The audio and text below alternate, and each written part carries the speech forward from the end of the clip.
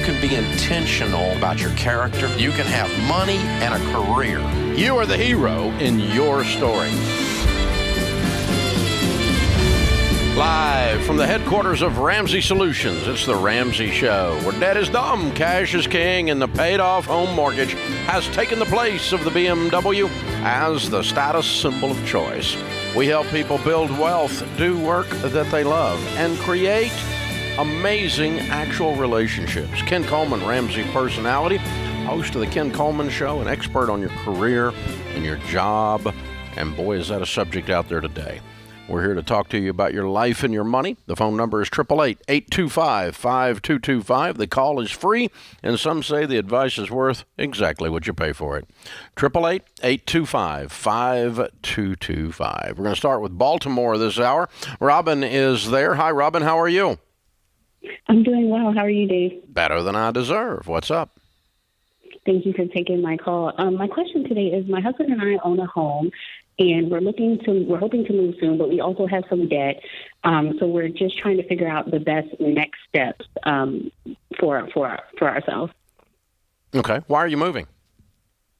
We need more space. We have a 2-bedroom, and we have an 18-month-old son, and we would like to try for another baby soon. Cool. So we would like to have a 3-bedroom house. And I also work from home, so we do need like some type of office space or area. Okay. How much debt have you got? Not counting your house. Not counting the house, I would say 50 in student loans, and 55 in student loans and 15 in credit cards. Okay. And what's your household income? $95,000. Good for you. Okay. What do you guys do for a living? I am a financial analyst, and my husband works in auto manufacturing. Okay. All right. Well, your goal of moving up in house to have, a little more room for your family is a great goal, and it's a reasonable goal. I think we can agree it is a want and not a need. Okay. I would say like we could get to... Now, a need is shelter. You have shelter. You have one baby and a 2-bedroom house. Everything's okay today. But it'd be nice to move up. It'd be nice to move up. I'm not saying you can't do a want. I spend money on wants. I'm okay with that. But we need to classify it where it really is. Now, the number one key to building wealth, the number one wealth building tool that you have is your income. And when you send it all to Sally Mae, it's very difficult to build wealth. And so before you buy wants, you get your house in order, no pun intended, and that means you get these debts paid off. And so if I'm you, I'm rolling up my sleeves. I'm going to work as much as I can work. I'm going to live on nothing, and I'm going to knock out these debts ASAP. And it's probably going to take you 18 months, and that's living on beans and rice. 18 months. So you're suggesting in the house for now. Stay in the house and get out of debt before you spend money on luxuries, which is a move up in house is a luxury. Your family is not going to die if you don't move up in house. It would just be a really nice thing to get to move up in house. That means it's a luxury, not a need. Yeah, it would just be uncomfortable. And I guess I know we have a lot of things to cut expenses, but like daycare is so expensive. We pay, what do we pay? $1,300 a month in daycare. It's more than our mortgage. Okay, your option is to move up in house and keep the debt, and you will be stuck in the middle class the rest of your life because you're not dealing with your issues. I want you to become wealthy. Me too. When you move up in house, you're going to move up in house payment. Now your budget's going to be even tighter because Sally Mae also needs her own bedroom. Yeah. So, Robin, you do make a very good point. You can cut expenses. So what can we do to reduce the child care cost? Got to look at it from 18 different angles. Where there's a will, there's a way is an old phrase. And in this case, yes, $1,300 a month for child care. That's a lot. And it's more than your mortgage, you said. So I would absolutely be doing what Dave said, but finding ways to make more money and reduce cost, which means you could take that 18 months, as Dave's saying, with rice and beans, and with more income we add, the more intensity we add, the quicker you get out of this debt. And now we can begin to think about the future, but your focus needs to be on the now. Thanks, Robin. We appreciate your call. So, guys, I talked to our staff here, our 1,200 team members, Monday morning, and we talked about it a little bit on the air the other day, but it's worth bears repeating, Ken, that here's what I'm always going to give you. I'm always going to give you the hard path on the short term because it is the easy path in the long term. Mm-hmm. I'm never going to give you the easy path in the short term because it's always the hard path in the long term. Easy path for her in the short term is go buy a nicer house.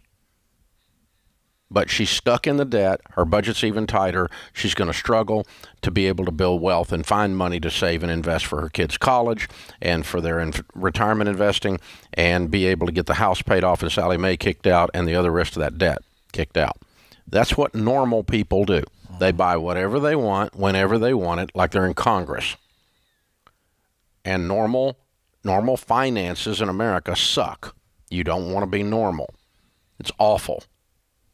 And so what you want to be is unusual. You want to be weird. So one of the greatest compliments you get on this show is if I call you weird. It means you're doing hard stuff to get an easy life long term. It's always harder to work out and avoid a donut than it is to just pop donuts in your face. Believe me, I know. I have the ability to eat untold infinite numbers of donuts in one setting. And I have to curb that appetite, and it's hard. But it's easier than walking around with all the diseases of obesity. Right. Well, the mindset, this is a mindset. So a lot of people think of this type of rice and beans, gazelle intensity that we teach as a sacrifice. And I think it's worth shifting that mindset from thinking of it as a sacrifice and think of it as an investment. It's a price to be paid. Yes, yeah. I am investing in my future. Price of admission to a better life. That's it. And you've got to invest in yourself. So stop thinking of, it's drudgery, and we got to sacrifice, and we got to do this. Okay, if we do this, this has long-term impact, long-term return on my investment, not my sacrifice, but I'm investing in me, my family, our future. Yeah, like a buddy of mine, there was a huge negative article written about me. A buddy of mine goes like, "Oh man, I'm so sorry," and I said, "Well, it's the price of admission to get to be Dave Ramsey." That's right. I'll pay the price. It's awesome. I don't want to be somebody else. I like me. Life's good. I got a great life. And if all that means is some idiot left-wing journalist thinks I'm a capitalist pig and correctly identified me as such, then have at it, baby. That's the price of admission to be Dave. That's right. What's the price of admission to be wealthy? What's the price of admission to raise great kids? What's the price of admission to look at your drunk friend and say, you need to get off the sauce, you're screwing up your life? It's harder to have the conflict than it is to go along and buy him another round.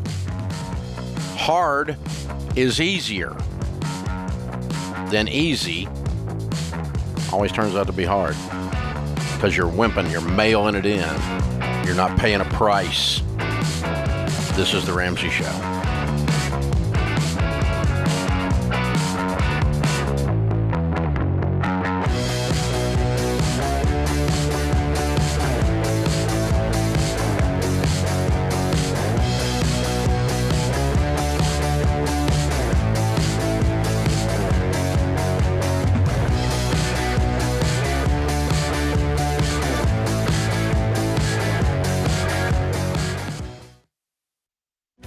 If you're looking for ways to update your home without blowing the budget, I've got it. For years, I've been telling you about our friends at Blinds.com. Blinds.com makes it simple to shop top quality blinds, shades, and interior shutters from home with easy online ordering and free shipping. With Blinds.com, there's no need to renovate your entire home. Just change out what's on your windows with upscale choices like faux wood blinds, cellular, and roller shades, or even outdoor shades. Plus, Blinds.com guarantees the perfect fit, whether you do it yourself or you have them measure and install everything for you. Shop their latest looks and see how much you can save at Blinds.com today. The easy and affordable way to make your home more beautiful is Blinds.com.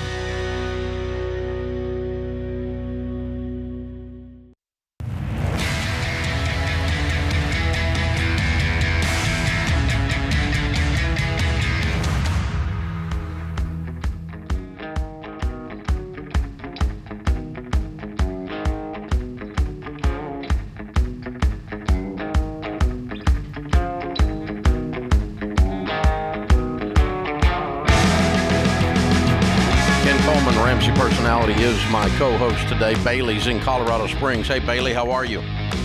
Hi, Dave. I'm doing well. How are you? Better than I deserve. How can we help? Awesome. Thank you guys for taking my call. So my question has to do, it's job related. So back in March, I took a job as a wine and liquor sales rep. It's 100% commission, and it's exactly what I've wanted to do for years now. I work for a very small company out of Denver, and so I'm selling just smaller brand names. And I've been taking your advice and trying to keep as many doors open as possible. So I have been trying to ask reps their names and so on, and I ran into a rep, what I thought was a rep last week, and he was actually a district manager filling in for a rep that had currently quit. He works for a company that a bigger company that I've been told would be a very good company to work for. So my question, it's still 100% commission. I just, I'm going through the interview process, and they sound like they want me to join their team. I just don't know. I really like the small company that I work for, but I also would like to help my family succeed financially. We're debt-free. So on the high end with this current position that I have, I'm probably going to make close to $50,000 if I really hustle and grind it. And then this new job, I'd probably be close to $70,000 with just commissions alone on the low end. Mm-hmm. So I'm just kind of... Yeah. So what I heard is that there's a comfort level with this smaller company. So let's dive deeper into this. Let's just assume, and we can't assume that you're going to get the job, okay, that they're going to offer, but it sounds good. But let's just assume that right now we have both in front of us, all right? Mm-hmm. What is the biggest fear? There's some fear here. What is the fear about taking the new job if it was presented? What are you afraid of? I've worked for bigger companies before. I know they're more corporate. I think that's what scares me is I like with the job that I'm with right now, I like the flexibility with it, which there's flexibility with this new one as well. But yes. I like that it's almost as if I'm running my own business, and I don't, it feels like I'm running my own business, which is something that I've really enjoyed. But what's hard is just the commission. Like last month was a really tough month commission wise, because I also had to, if I'm not working, I'm not making money. And I had to take 2 weeks last month. Bailey, here's what I hear. Here's what I hear. You don't have a really good, clear fear to define, and that's part of what is causing the fear is you don't really know if it's going to be that much different. Anybody who is straight commission in all reality does run their own business. So I don't think there's that big of a deal. So here's what I want you to do. I want you to continue to walk this out. Go through all the interviews. Let's get it all the way to the point they make the offer. I would start today beginning to ask questions where it's appropriate in the interview process around the issue of what is it like, the autonomy, what's the hours, what's the accountability, what's the reporting process, the sales process. You don't ask it the way that I'm saying that, but you're diving into those issues because there is a comfort level with the way you sell for this current company. So get on a piece of paper, get it out of your head and write down, this is what I like about this sales position that I'm currently in. These are the characteristics. And so you ask questions that will allow you to get answers to determine, wait a second, it's a bigger company, yes, more corporate, but it's largely the same. It's what I kill is what I eat. And I think you just dive into that, ask about culture questions. How do we grow? What's the measurement process? What's the development process and training process? Ask lots of questions, which is normal to do in the interview process. And then one other step, I want you to try to get connected to people that work in the company now. Now, you got to be mature enough to handle that feedback. Here's what I mean. Just because I talk to one person and they say something kind of negative doesn't mean it's true. I want to talk to 3 to 5 to 7 people, ideally connected to the sales type role, and we're going to get real feedback. We're going to look and see how do they treat their customers? What are their customer reviews? Can we get vendor reviews? This is how we find out if a culture, which means shared behaviors, is healthy. And so I want you to walk all the way through, stop letting fear create a narrative right now. You don't know some things. Go get the answers to those things, and then the fear of the unknown goes away. And now you're going to be able to make a good decision. Hey, why did you said last month sucked because you took 2 weeks off. Why'd you take 2 weeks off? Yeah. We had sick babies. I got sick. So it was just like this cycle of people getting sick in our household. So your kids were sick and you were sick. Is that what you meant? Yeah. So it started off with our. So it doesn't matter where you work. If you don't work for 2 weeks, on 100% commission, your month's going to suck. Yeah. That's irrelevant to this decision. Both places, your month would suck. Yeah. So, what would you do if you were working at another position and your children were sick? Like at in a regular job, you just take personal time off? You'd use up your vacation time? And they offer PTO with this new job. So, this current one, they don't have PTO. Well, why does PTO matter if you're on 100% commission? You're not getting paid if you don't work, regardless of PTO. Right. There's not paid time off. You're not getting paid if you're not selling something. Right. So, I mean, they got you on some kind of a base, or they got a draw?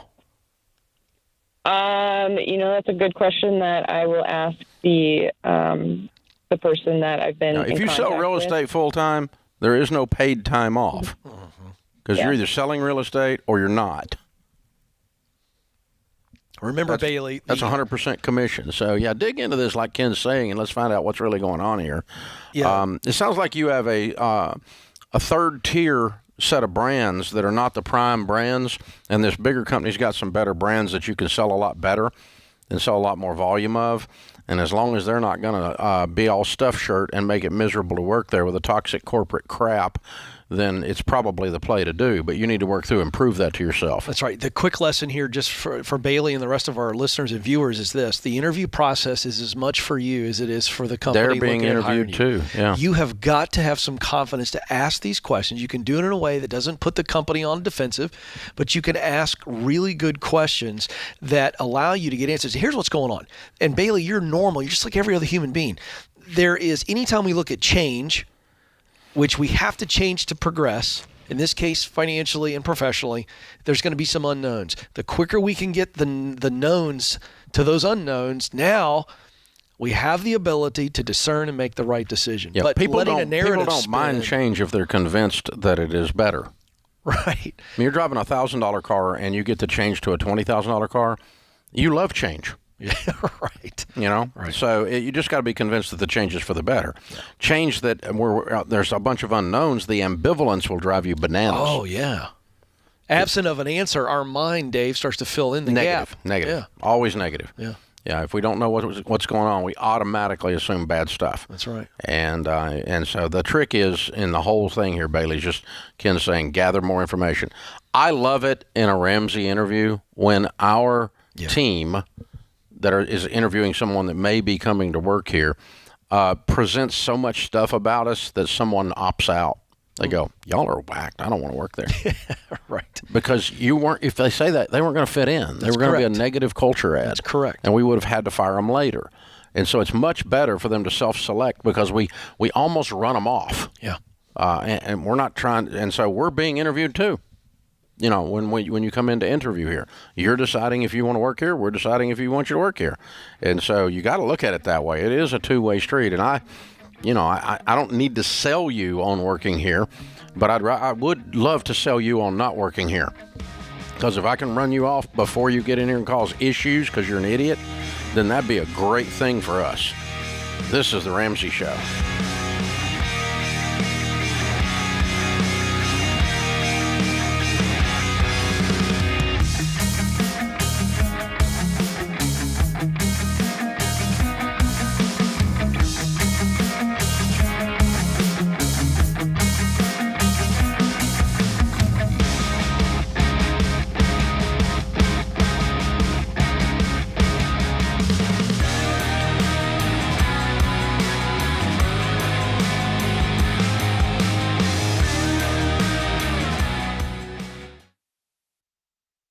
Life is full of firsts.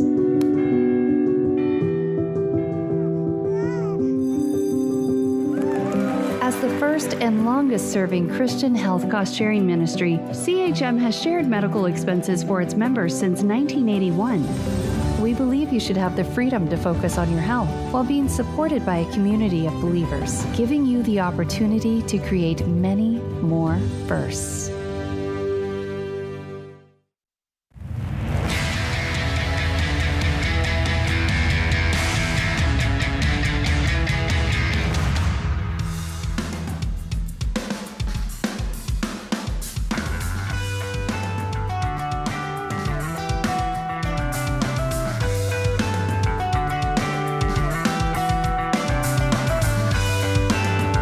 In the lobby of Ramsey Solutions on the debt-free stage, Jessica is with us. Hi, Jessica. How are you? Hi, Dave. How you doing? Better than I deserve. Welcome. Where do you live? I live in Bourbonnais, south of Chicago. Oh, welcome to Nashville. And how Thank much you. debt have you paid off? $121,000. Woo! How long did that take? 28 months. Look at you. Way to go, kiddo.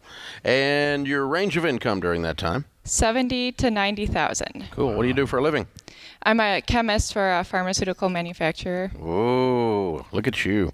So what was the 121,000? 2,000 was my car loan, and 119,000 was student loans. Whoa. Wow. Whoa. How long you been out of school? I graduated in 2016. Okay. Whoa. And so 2.5 years, the last 2.5 years you've spent knocking this out. Had a little bit of a gap between the time you graduate and the time you really get into gear. Tell us your story. What happened? Yeah, so I was almost 3 years into paying minimum payments on my student loans. And I was 25 years old, living at my parents' house, and I just got a new job. And I felt like, well, what's next? What can I do next? And can I move out? And so I didn't actually know my total debt amount at that time because it was broken down into several federal loans, and I hadn't added it up. So I did that, and in my head I thought it was $80,000. I had to be around there, but it was actually $119,000. And just the realization that It's the old crap moment. Yeah. Oh crap. Because I knew I'd only paid down about 20-something thousand on the principal in almost 3 years. And so I'm just praying to God, like, can you please give me contentment to survive the next 7 years, because I don't know how I'm going to do this. And so actually one day I was talking about it, and my aunt, she said to me, well, why don't you pay it off? I said, how do you pay it off? There's an option. Ooh, who thought that? Yeah. Wow. I was confused. So I said, you don't make a dent in 6 figures of debt. And she said, I know you. You could do it. Just listen to this radio show, and it'll click for you, and you'll do it. I know you. I don't even need to explain it to you. Wow, So that's a compliment. Left it just at that. And I've got some nieces that are that way. I look at them, yeah, this one right here could do that. Yeah. yeah, she apparently knew me better than I knew myself. She had more confidence in you than you had in yourself. That's the answer. That's right. So one day I had a long drive, and I just decided out of curiosity to turn it on.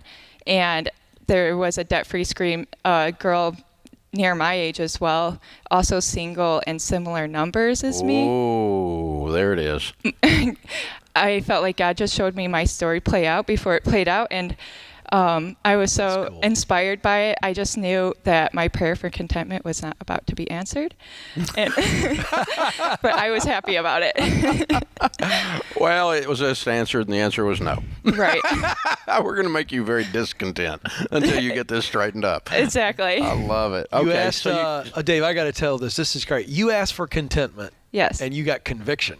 I did. That's what Ooh, you got. Ken, I like look at that. you. And then it's like, oh, watch out.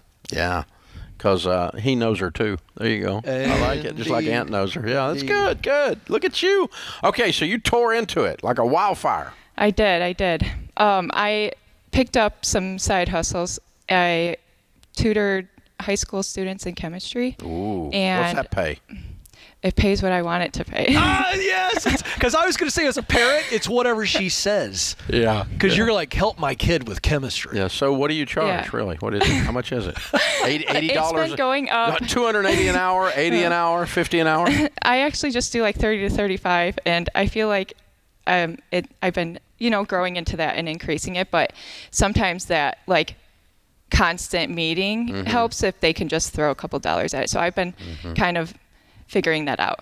That's But I awesome. You am enjoy really, you enjoy coaching them? I absolutely do. And I didn't realize how much I would enjoy it, but I started it before even the pandemics was around. So, then you became real popular doing yes, there were more students than I could even take on, and I wanted to take them on. But Good for you. I was so happy to be able to help students through the e-learning struggle and to make an impact. You're So, amazing. That's thank so you. cool. $35 a freaking hour. I love it. And going up from here.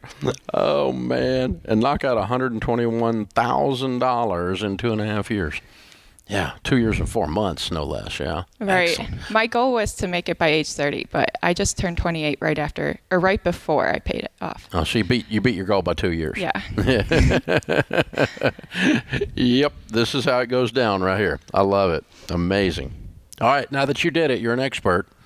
What do you tell people the key to getting out of debt is? The budget is everything. It's important, but it's also the most freeing part of the journey because you get to set your pace yourself. You get to decide, am I going to buy this or am I going to buy this, or how much of each thing, or how much am I going to throw towards the debt? So it's all in your hands, and it's really empowering. I felt when I started budgeting, that was my first step. I've also gotten creative with saving money and trying to buy anything I can used. My favorite blouse is like $6 from Goodwill. So look at you. All right. So did you stay home or did you move out? I ended up staying home. And when I paid my last payment on one paycheck, I actually put down a security deposit on a townhouse of my own on the next paycheck. So I was freed up to, do what I wanted, live where I wanted. Okay, so the tremendous lesson here. Tremendous lesson. I'm going to throw it back to you to keep teaching because I thought you just dropped a master class in something.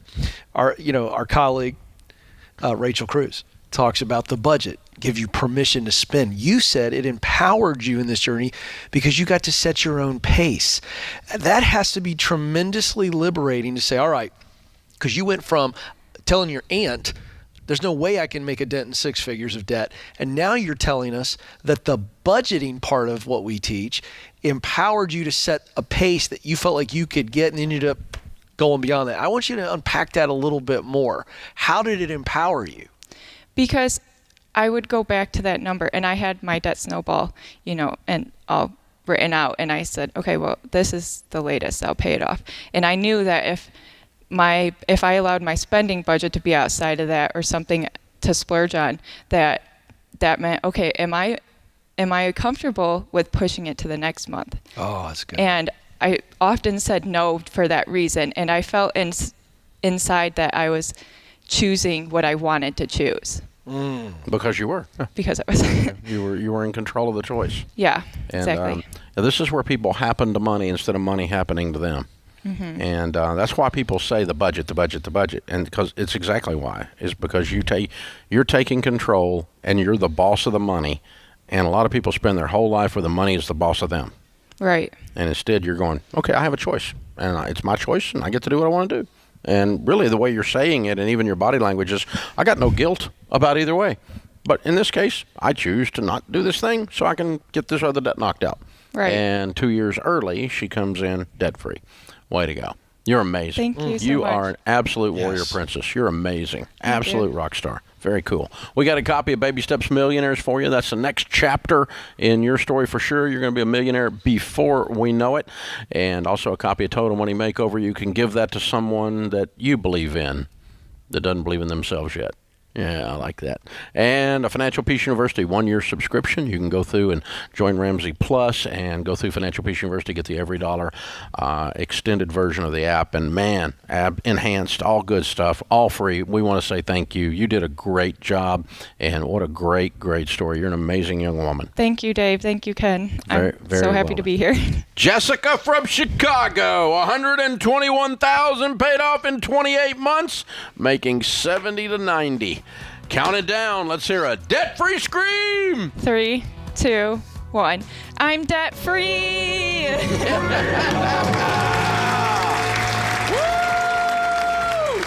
Yeah, baby. Yeah. This is the Ramsey Show.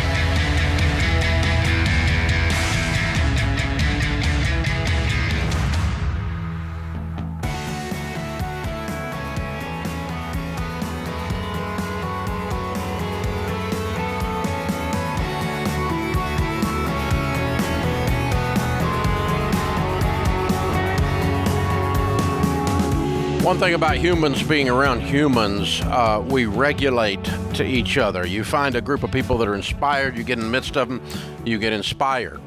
That's what happens at like your favorite sports team when they're actually winning and stuff. We all get fired up, right? And that's what happens at Smart Conference. When you get like 8,000 people in one arena and they want to be smarter, you leave, well, smarter, because Ken Coleman spoke, and George Camel, and Rachel Cruz, and Christina Ellis, and Dr. John Deloney, and me, and my friends Craig and Amy Groeschel, pastors at Life Church, are coming. They're going to be speaking on marriage. So marriage, money, mental health, career, we're going to have it all covered. Anything about your life, we're going to talk about it. Saturday, October the 22nd in Dallas. It's been 3 years since we've gotten to do one of these. Wow. It's going to be about 8,000 people there. It's about a quarter sold out already. If you want tickets, they're only $39. Get a great price on that. That's an incredible price for a full-day event. You will leave exhausted and inspired, I promise you. RamseySolutions.com/events. Also, check out the wealth building events. We're doing 4 cities in the fall, and you can get tickets to those as well. They are almost sold out, all of them.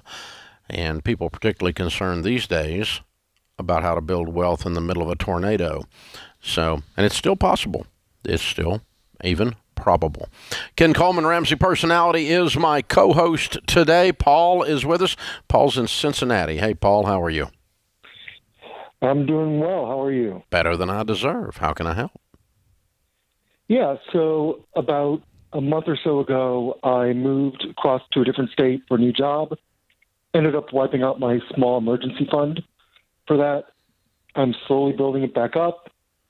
And in the middle of that process, I expect it'll take about a year to do that. And then within that, I realized I might need a new car within 2 years or so. And I'm terrified of going into debt again. Good. For that. I'm glad. Hopefully you won't. Hopefully you'll be terrified enough to not do it. So what do you make at the new job? It's $60,000. So where's it all going? Shouldn't take you a year to build an emergency fund. I'm only saving about $250 Why? each paycheck. Where's it all going?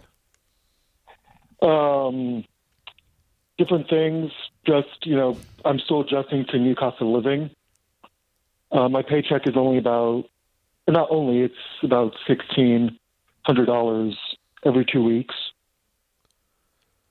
But yeah, it's pretty much I've just.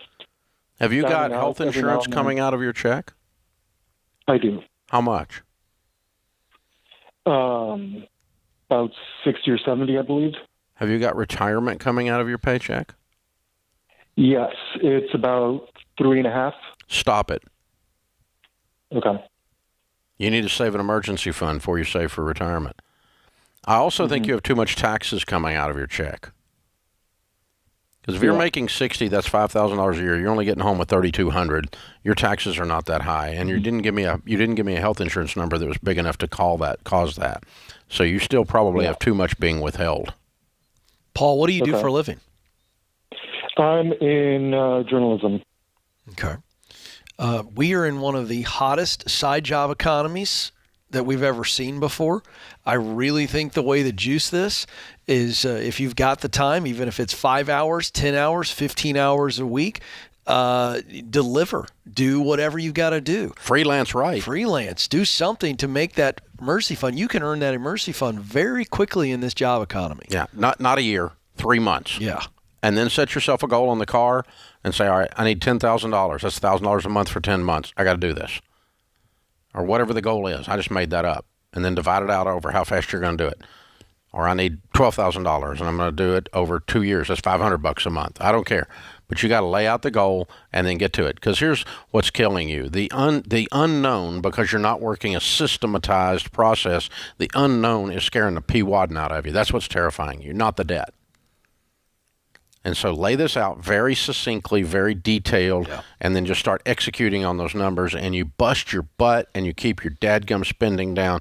You probably ought to get with your tax person or just calculate your taxes for the year and see if you're having too much withheld. I think you probably got a considerable too much. I bet you're holding $5,000 a year too much out.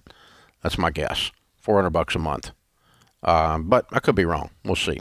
You run the numbers out and find out. Malcolm is with us. Malcolm is in Springfield, Missouri. Hey, Malcolm, how are you? I'm great. What an honor. I'm a little nervous, so I hope I don't blow this. You're not going to blow it. We're here for you, bro. How can we help you? Okay, Dave. I am 65 years old. I've, been pretty frugal. My wife and I, all of our lives, never took big vacations or anything and tried to save. I'm at a point where, a year and a half from now or into next year, I'll be at full Social Security retirement age. And I'm really starting to worry. Now, I've got 401k and other retirements.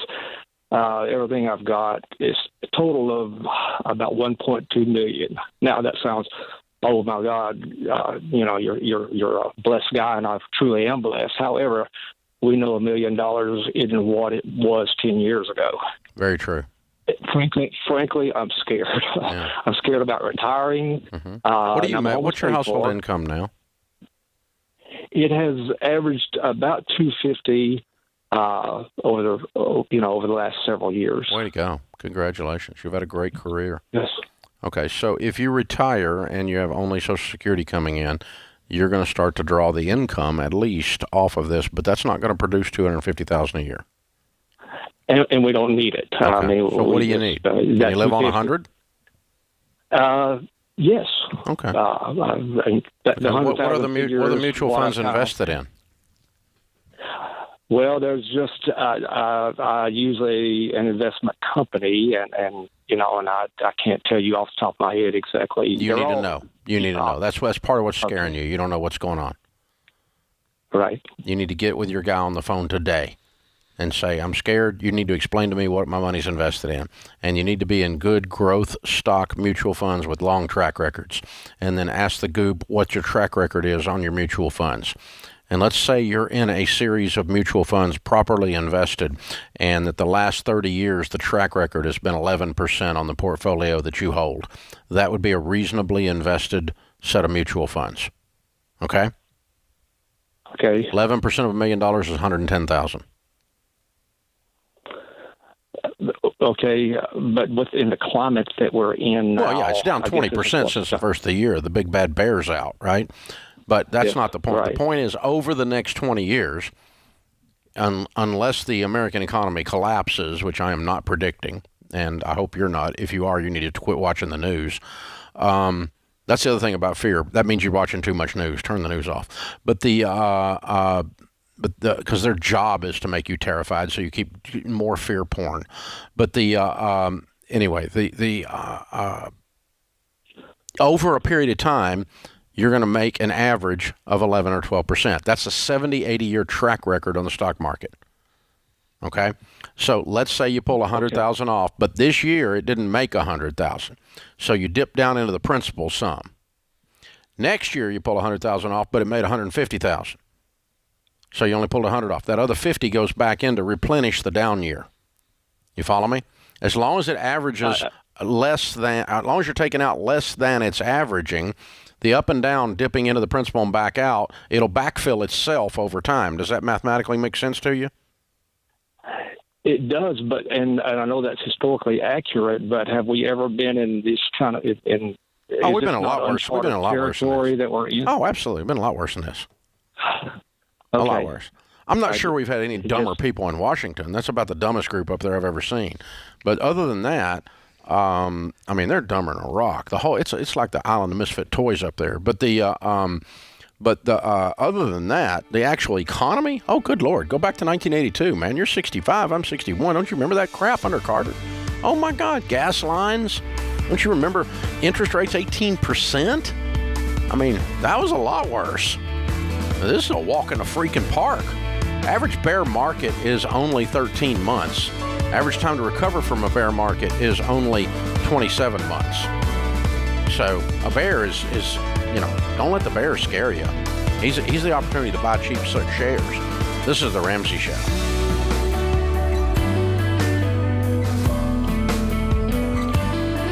Hey folks, Ken Coleman here. Did you know The Ramsey Show is one of the most popular podcasts in the world? Get your daily dose of advice on life and money. Check out all of our shows from the Ramsey Network wherever you listen to podcasts.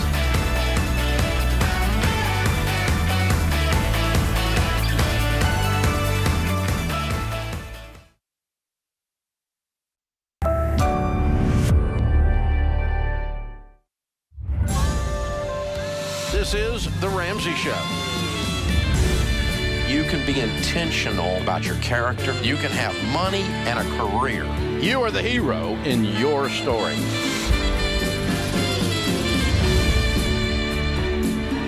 Live from the headquarters of Ramsey Solutions, it's The Ramsey Show, where debt is dumb, cash is king, and the paid-off home mortgage has taken the place of the BMW as the status symbol of choice.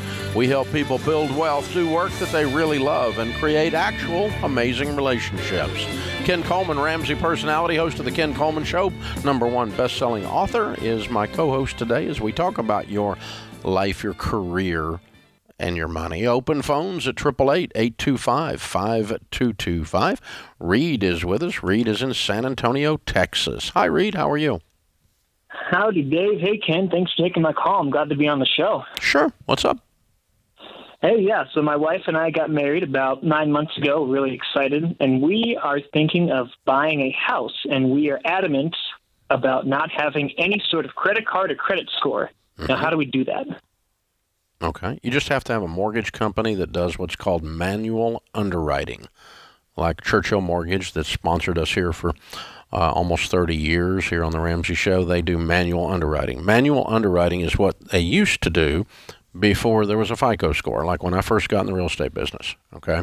Right. And that simply means that they, in the old days, now we wouldn't do it exactly this way today, but in the old days we would mail, the mortgage company would mail a VOD request to your bank, a verification of deposit, to see if you have money in the account to do your down payment.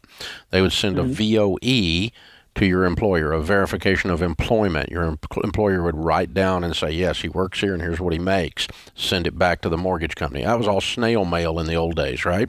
And but they actually went around and they checked with your landlord, and they looked at your credit bureau report and saw what was actually on the credit bureau report, what was being paid, were you paying the bills that you have on time. And if you don't have any bills on the credit bureau report, they assumed you were smart, because you are, and instead of dumb, like the FICO score says you're dumb if you don't have any bills, because it's only a measure of how much you play kissy face with the bank. So but that's what manual underwriting is. It means they manually actually have to verify that the human being is capable of paying the note, and then you can get the mortgage. And it's the same exact rate, no more, no less than a regular FICO score rate. The difference is if you've got a 750 FICO score, a monkey can make that loan. They just look at the number and go, ooh, big number, do it. Okay. There's absolutely zero analysis. Okay, other than they depend on the analysis that created the FICO score to be their analysis, which is part of what caused the crash in 2008, because we were loaning people with high FICO scores money who were actually broke. And so we had a whole bunch of broke people buying houses, and it caused the 2008 crash.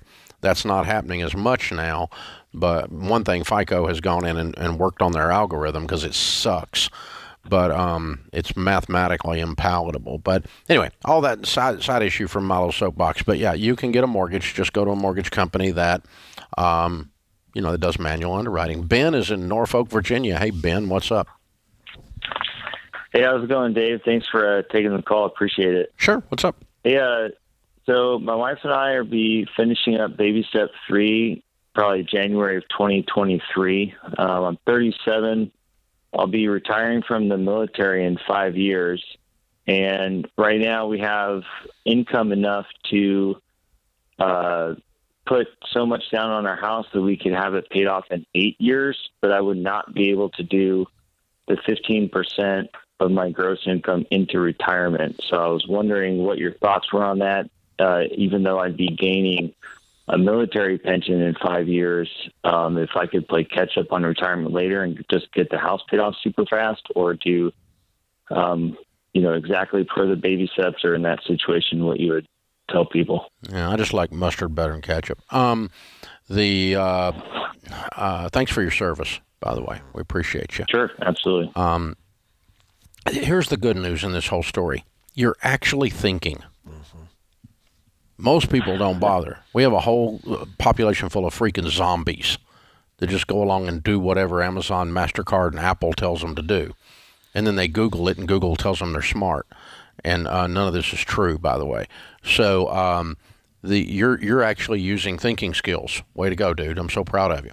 I'm not being facetious. You really are. If you keep paying attention like you're paying attention, you're going to be fine. Even if you don't do it perfectly, Dave, the way I would do it, okay, you're going to be fine, because 90% of people winning is they pay attention. So, no, I would not do that. I would get out of debt like you're planning, and in January, I'd start putting as much as you can aside for a down payment until you're ready to buy. When you buy, put the house on a 15-year fixed and start saving 15% of your income towards retirement. And yes, you're going to have the wonderful military retirement, which I'm very happy as a taxpayer to pay you. Thank you for your service.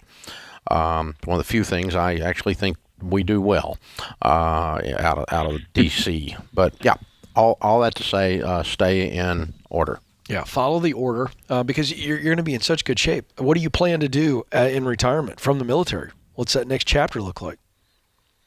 Yeah, so I'm not 100% sure, but I'm looking at, I finished my MBA a few years ago, and so I'm looking into project management, maybe financial advising, I'm not sure. Yeah. So the point is everything Dave said, amen, amen, amen. But you, by doing it this way, you're still going to be able to pay your house off because you're going to have that income, retirement income from the military, but you're going to be making money and you're going to have a wonderful ladder for financial growth at a very young age. So you can do all of those things. Just follow the order of the baby steps. And I think in the long run, you're going to be glad you did. Well, and here's the other thing. Your income is not going to stay static. No. And your numbers you're running are based on static income.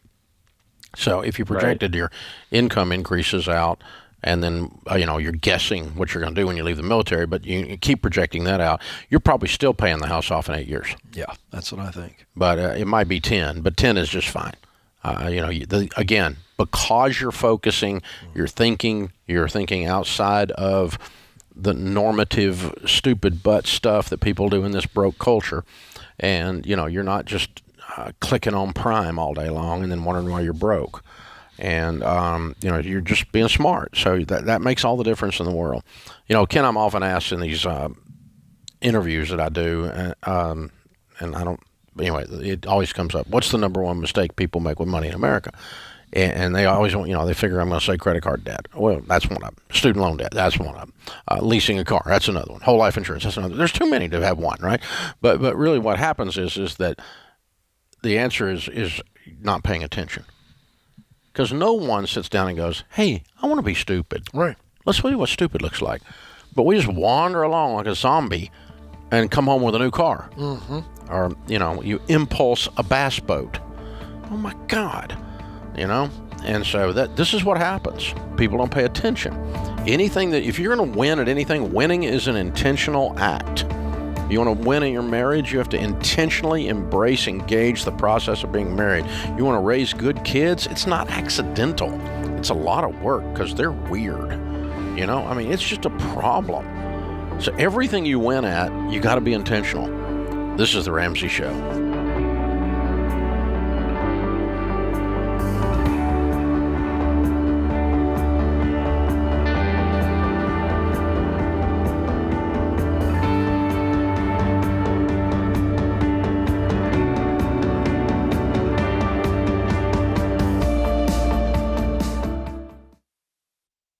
Chaos. That's what it can feel like when your business is growing so fast you've outgrown your financial and accounting software.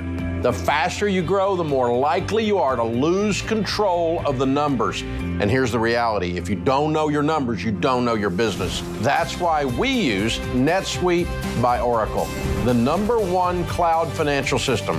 Over 28,000 companies use NetSuite by Oracle, including Ramsey Solutions, because NetSuite gives us a single view of everything we need to make daily decisions. Whether you're making a few million to hundreds of millions a year, NetSuite gives you the visibility and control of the things you need to grow, like your financials, inventory, HR, planning, budgeting, and more, all in one dashboard. Go to netsuite.com/Ramsey right now to get their free white paper. Jumpstart your CFO career.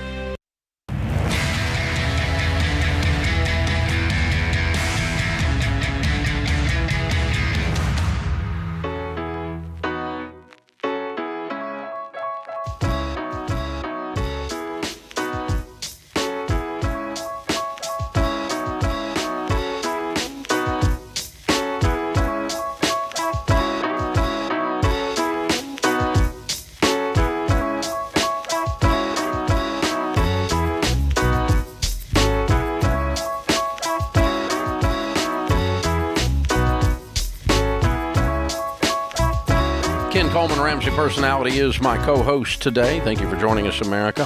If you're looking to sell your house right now, there's a lot to think about. It's crazy out there in the real estate world, and people are buying houses. Prices are not going down. We are seeing some individual markets that are suffering from individual maladies. For instance, some of the markets in Houston around the energy and the oil problems that Biden has caused, the energy world, we're seeing some of those prices go down. But overall, the American real estate economy is going up because there continues to be a shortage of housing as compared to the demand.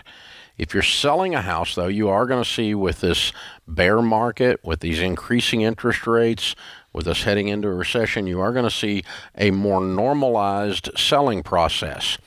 In most of my 40 years of fooling with real estate, I've seen about a 90-day period of time to sell a house. I've never seen anything like the last little bit where you would put a house on the market and 82 people would make an offer in 7 hours. Okay? That is not normal. For those of you that have been living in that world, it's not a normal world. And so that world hopefully is gone. It's not healthy. It's not good for the market.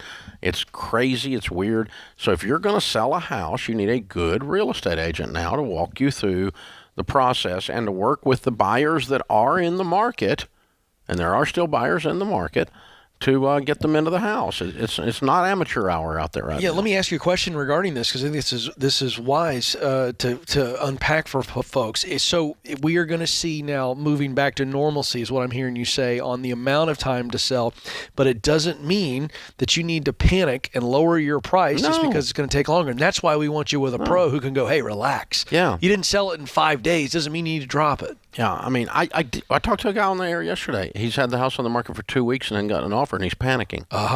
Yeah, because everybody's like, oh God, because we're used to being a seller, right? That you're putting a house on the market is actually an auction, and that's not happening anymore. Right. That's not going to happen in a 6% interest rate environment.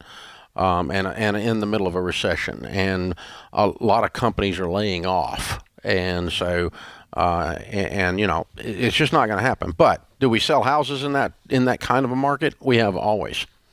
As a matter of fact, that is a normal market to sell houses in. I've sold houses in recession and my whole life, and as a real estate person, years past.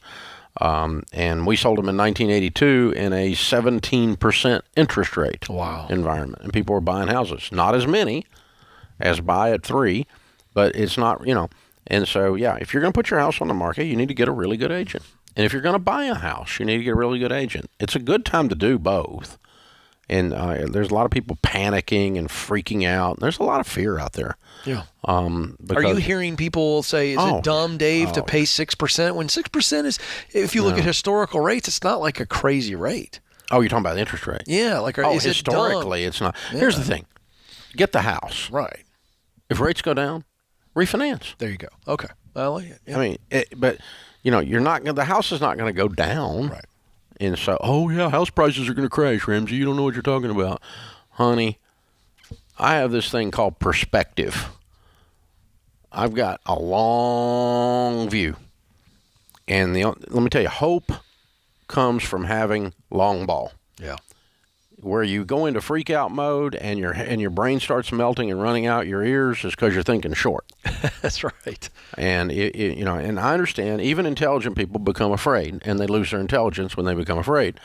But you're not looking at facts, you're not looking at data, and you're just freaking out because a lot of people that are very, very bright, this is their first downturn. That's right. I mean, 2008 was the last one. Think about it. A lot of young people have never even seen a market with 6% interest rate. They don't even know what it's like. We never even heard the word recession. Right. Or never seen a slow real estate market, a medium real estate market. It's always been white hot. Because the last time, 2007, we had 2.4 million new housing starts. Wow. This year we'll have 1.4. Yeah. We have a shortage of housing, big time, and supply is just not there. So there's more buyers chasing fewer sellers still. That's correct, but just not at the auction level. I saw on the news today the CEO of Coldwell Banker said that if there were 5 to 6 million new homes built right now, that would get us at what he would say a normal level of supply. Exactly. So that's how when far there's behind that much shortage, It's impossible to deduce in a logical mind that has a long track record and is looking at data and is not working on feelings that the housing market's going to crash. Right. Hey, the guy's right. There's a 5 million shortfall of housing units. The number of houses on the market the last 3 years is 50% of the number of houses on the market in 2007, 8, and 9. Right. That's right. 50%. That's right. So here, just calm down. To get you a real estate agent, though, go to RamseySolutions.com, click on ELP, and get an agent to help you sell it that knows what they're doing. And here's an idea. Maybe an agent that has sold a bunch of houses, but maybe even an agent that has been in the market a while. Mm-hmm. So they have perspective. Yep. Because let me tell you, almost all fear comes from no perspective. Here's what I was thinking about. You're driving down the interstate. Today in Nashville, it's like 94 freaking degrees, right? It's hotter than snot out there. And it's also, we got our little humidity thing going, so you can cut it with a knife and put a block of humidity in the back of the car. It's unbelievable, right? So you're driving down the interstate, and tire blows. You're changing your tire, sweating like a pig. Oh, yeah. And there's 18-wheelers blowing by you, about to kill you the whole time. Yeah, that's right. Thankful for the breeze, though. This is what's known as fear. Yeah. This is a bad day. Yep. Horrible. My heart rate is up. I have a John Deloney call coming into his show for my mental illness that is developing while I'm changing the tire here on the side of the road. Yes. I'm being traumatized, right? This is real. All the things. I mean, can you think about how pissed off, angst-filled, anxiety-filled, fear-based you would be in the middle of that? You're physically threatened. You're hot. It's horrible. You bust your knuckles on the stupid jack. Yeah. You know, the whole thing, right? In 10 years, do you even remember that? No. So did it really change your life? It's a great point. Not unless you get hit by an 18-wheeler. But I mean, other than that, it didn't change your life, right? I mean, in 10 years, did it really change your life? No. It was a really, really scary, anxiety-filled moment in time. Mm-hmm. But when you pan back 10 years, you don't even remember it. That's right. You don't even remember it. You have to think hard about what happened there. And even then, it's almost a chuckle. You remember that time? Oh, that's what it is for me because of the futility that would happen on the side of the road. You didn't even mention that. Well, yeah. I mean, me trying to change a tire would probably be a great clip on YouTube just because of the sheer ineptitude. We could get a lot of hits on the humor, but because of ineptitude. Yeah, it'd be a lot of views. But the point is, think about all the bad things in your life, even something like a cancer scare. Yeah. I had a friend had a cancer scare this year. And they came in and told him, and then they came back and go, "Oh, we missed it. It's not there." You know, oh, well, that's why they call it practicing medicine. So it pissed me off, right? But anyway, you know, but for about 2 or 3 weeks there, we were all holding our breath, praying with this guy, man. Right. And it was everything because it was front and center. Because fear is in the moment, hope is in the long ball. Yeah, that's right. You don't find hope in the moment very often. Most of the time, your hope comes in the long ball. Yeah. Well, perspective, long-term perspective. And if you'll back up a little bit from this and look at actual trends and data over 20 or 50 years in housing and interest rates, you cannot be so afraid. I know some of you are afraid. And some of you get real intellectual about your fear. But that doesn't make it not fear, and it doesn't make it right. You're just wrong. The data is real clear on this. We're going to do some more stuff on this. We're getting ready to announce a live stream. We're going to do a big deal on the real estate market and unpack some of the things like that for our audience to show you exactly what's going on with this real estate market in detail with charts and graphs and stuff. Yeah, we'll let you know about that a little bit later. This is The Ramsey Show.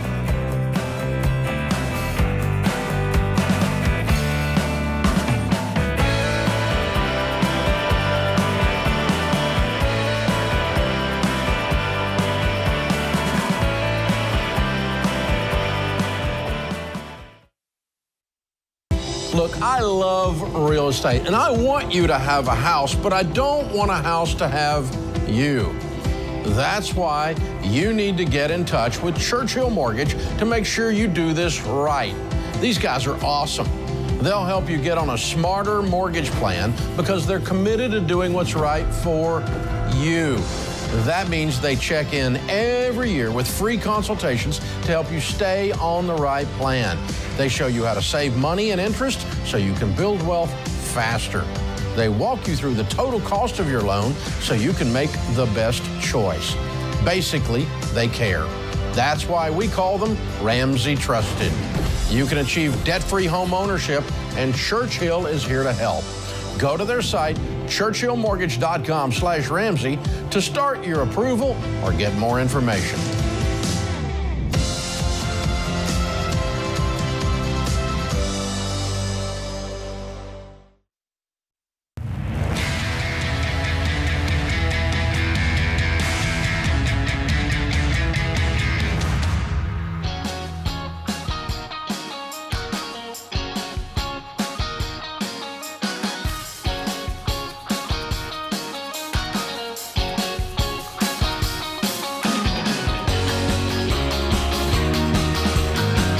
Ken Coleman, Ramsey Personality, is my co-host today. Thank you for joining us, America. We're so glad you're here. Open phones at 888-825-5225. Regina is with us in Las Vegas. Hi, Regina. How are you? Hi, Dave. Hi, Ken. Thanks for taking the call. Sure. What's up?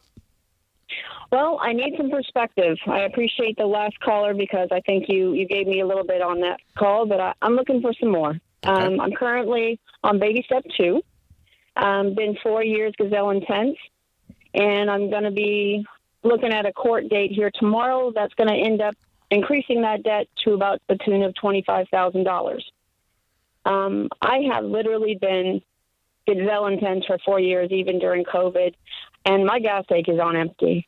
I'm just not seeing the light at the end of the tunnel, and I don't know if I can keep up the pace that I've been doing. I have 3 jobs, and my gas tank is empty. I'm sorry. So I don't know if I'm looking at a bankruptcy or if I have to do something not stupid. Yeah, I'm sorry. How much debt have you got, not counting tomorrow? $10,000. And I literally was coming for a debt-free scream in October. And what's your income? My income is $45 a year. I've upped it to $55 even during COVID. Yeah. But the problem I'm having is I end up in court because all these extra debts are attorney fees. And every time I go to court, I don't seem to be in good favor with the court. My child support has increased. So it's a very long journey, and I'm just tired You pay child support? I do. Okay. We have 50-50 custody, and it doesn't work out in my favor anytime I go to court because he's a full-time student making $10.50 an hour.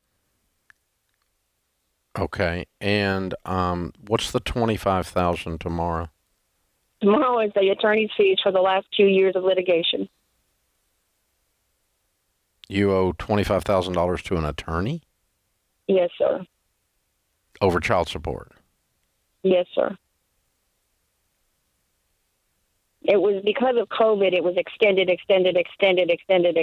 So it's just... Well, if he wasn't working while it's extended, why did the bill keep going up?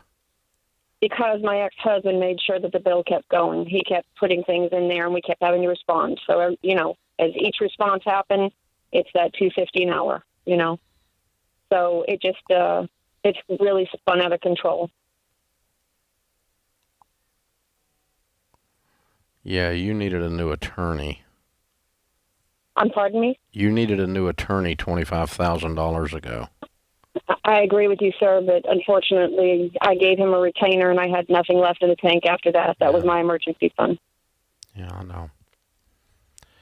So I when you make $60,000 and you spend $25,000 on child support, that's not in balance. I totally agree with you, sir.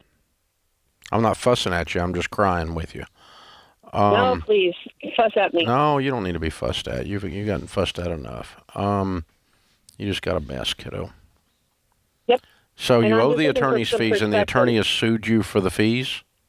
Yeah, tomorrow is the day. And we go to the judge. We've stayed off. We've done everything to try and yeah, you're going to lose because you owe the money. Yeah, exactly. Yeah, I'm going to lose. Yeah. Exactly. Well, you owe the money. I mean, there's not really a thing to, he sucks as an attorney is not a defense. Correct. For the attorney fees. I mean, you took them on, so. Yes. And this guy knows that you make $60,000 a year.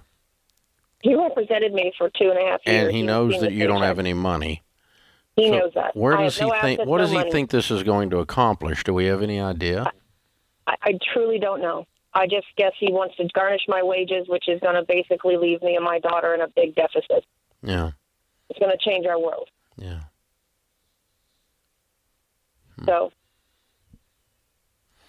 Do you have? That's what I'm looking for. Options, I guess, or perspectives.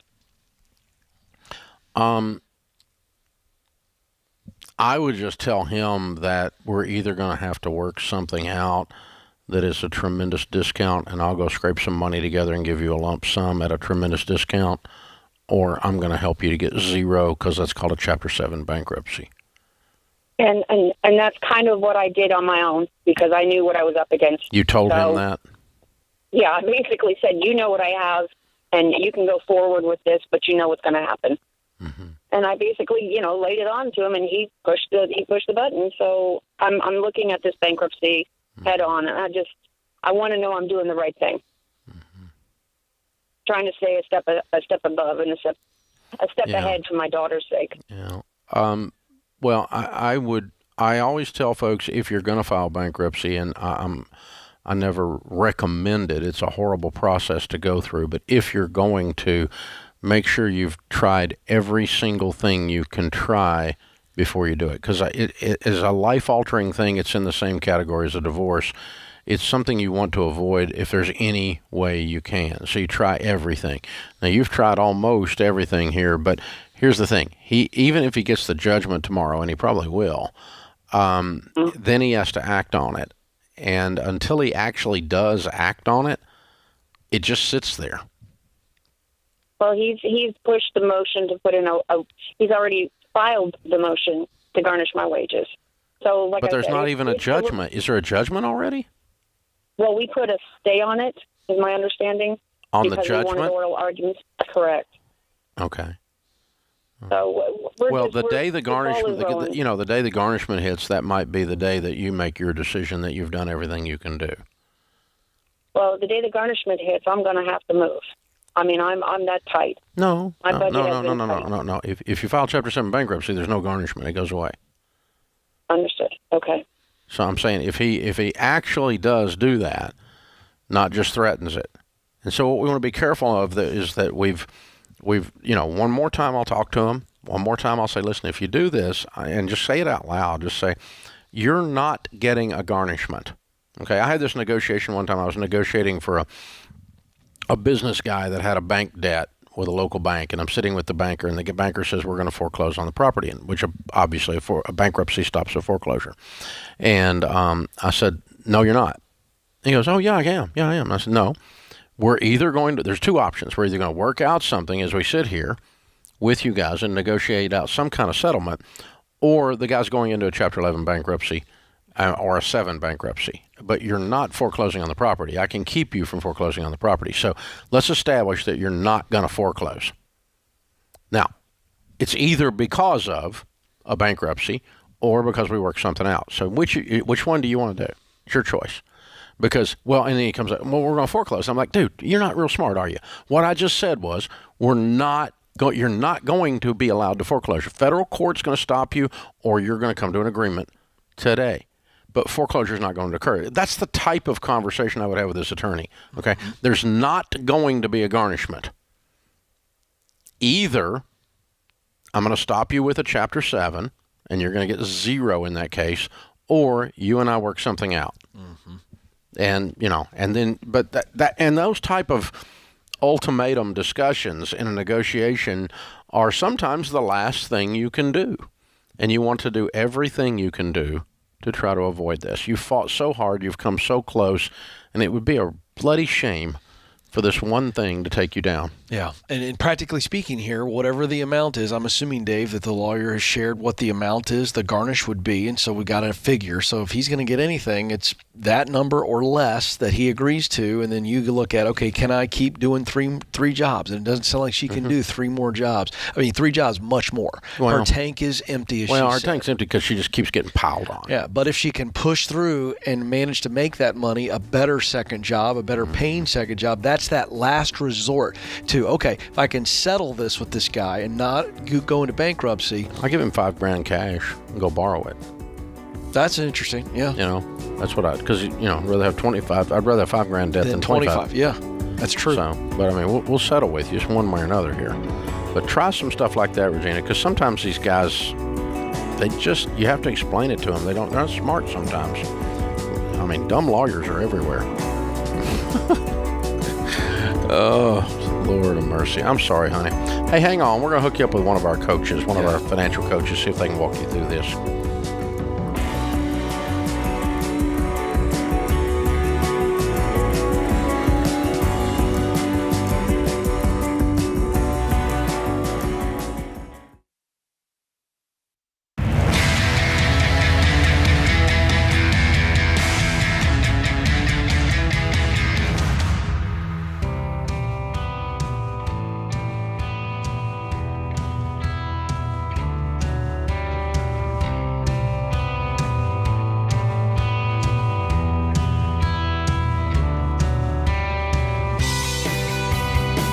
Ken Coleman, Ramsey personality. Open phones at 888-825-5225.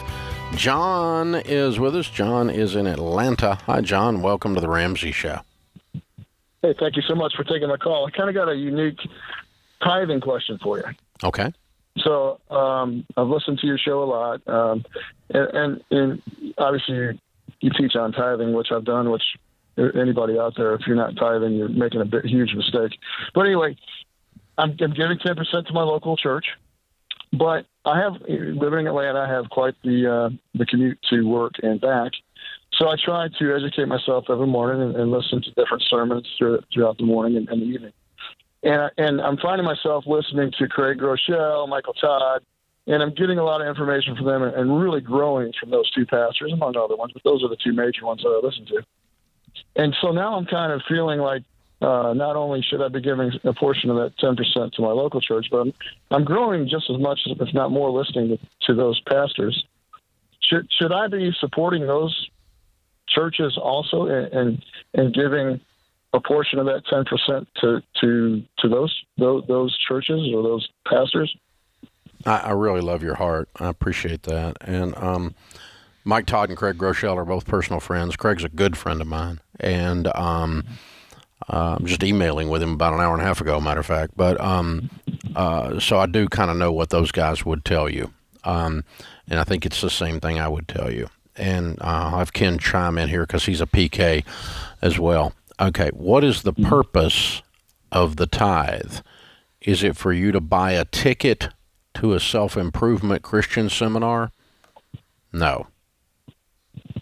Okay, it's not. Mm-hmm. The purpose of the tithe is to support the work of your local congregation. It's represented in the Old Testament storehouse. And the storehouse fed the widows and the orphans and paid the priests. And that was the function of the storehouse. And so you gave a tenth of your grain to the storehouse. The Levites ran it in the Old Testament. And a little bit of biblical history. But the point of it is not to pay them for services rendered to you. The point of the tithe is to get a rhythm of giving in your life and to remind you each week that you don't really own anything. You're just managing it all for God. And so, and there's a lot of grace around the tithe. So you can do whatever you want to do. God's not going to be mad at you for sending Mike Todd and Craig Groeschel or whoever else you watch. And both of those are wonderful teachers, by the way, world class. But the local church function is supported by you also by your giving, but that's not even the reason for your giving. The reason for your giving is so you learn to be generous. not so you purchase a ticket to a self-improvement event. And I'm kind of being a little bit smart aleck, because you're like, well, this is all where I'm growing from, but this isn't about your growth. Yeah. Okay, I got you. Yeah, well, I was just feeling like if part of the tithe, in my opinion, obviously, especially for the local church, is you're supporting that local church so they can go out and do other things and win souls to Christ. Well, these two gentlemen are doing phenomenal jobs, so I felt like they are. If I'm listening and absorbing, and neither one of them are hurting for money. Yeah, I understand. Yeah, neither church is in financial trouble. Both churches are in excellent financial condition and are winning plenty of souls to Christ. Yeah. Okay. John, I would just add, I think most pastors would agree with Dave, but they would also say this is a preference, not a principle. And so the preference is to support the local body, the local church. However, the principle, as Dave says, is to give back what you've been given, a portion of, and to the Lord. So let me say this, though. I think you got to shift your mindset from I should support those two ministries to I could support them. Yeah, that's good. And I think that's the deal. I think you really love them. I think you are. But that becomes an offering above the tithe. That is above and beyond. Yeah. Tithes and offerings are. There's another ministry over here that does good work for God. That's right. A good work for orphans, a good work for whoever, a good work for the unborn, a good work for, and I want to support that ministry. That's an offering over and above the tithe. The tithe has a different set of principles. But now, having given you all this nicky-nacky detail stuff, I also want to back way up and just say there's a tremendous amount of grace over this whole thing. Yes. The whole principle is God wants to make us over in His image. He's a giver. He gave His only Son. He's the ultimate in generosity. And so He's trying to make us in His image, and the principle is to build the giving muscle, the generosity muscle, and always be building your generosity muscle. You hear me say that all the time anyway, but this is a uniquely Christian discussion we're having here for those of you that are not people of faith. But that's the technical answer from an evangelical Christian perspective, and what has been taught for hundreds of years is that the tithe is modeled after the Old Testament storehouse, and that's why it goes to the local church. That's where the model came from. Bring all your tithes to the storehouse. And that's an Old Testament, direct quote. So, then we can have all kinds of other discussions. But I don't think you're going to hell if you don't tithe. But I can tell you this. There's a high correlation between people that are generous and people who win at life and money. It's very unusual to find someone getting a divorce who's been tithing for the entire time they've been married. Because generous tends to make you less selfish. And it's very unusual. If you got the two of you as a couple have made a decision to have a steady rhythm of giving, and you're in agreement on where that steady rhythm of giving is going, called the tithe in this case, it's also very unusual that you're not in agreement on most of the things. Yeah. And it's an indication of the health of the relationship in your marriage. And so I had an old pastor tell me one time, he goes, I've been pastoring for 45 years, never had a couple in my church get divorced that were tithers. And he was saying that as if the tithe somehow is magical, but I think the tithe in and of itself is not. It's the principle, as you said, behind the process, and the principle is generosity and a steady rhythm of generosity. It's a wonderful question. Thank you, John. Yeah, very thoughtful. For letting us get back on something that actually matters. That's really good. That was a great question. Yeah. So we'll back up one more step, and because I'll just take a second more on this, and Ken, because I loved what you said there. I want to recap that because you do want to pan back from these things. I became a Christian as an adult, and in my early days, I became very pharisaical, very detailed about stuff like where the tithe goes, what counts on the tithe, how do you calculate it, and all that. And I finally went, oh, wait a minute. God doesn't really need my money. Yeah, right. As if I was somehow singularly supporting the kingdom. That's hilarious. The arrogance of that is unbelievable.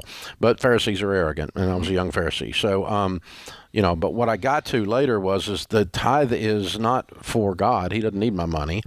If he wanted to, he'd take it. and I'd be a greasy spot. It's all He's his. God. He don't need my money. And so, and really that church, Craig and Mike Todd, they're doing fine. They don't need your money.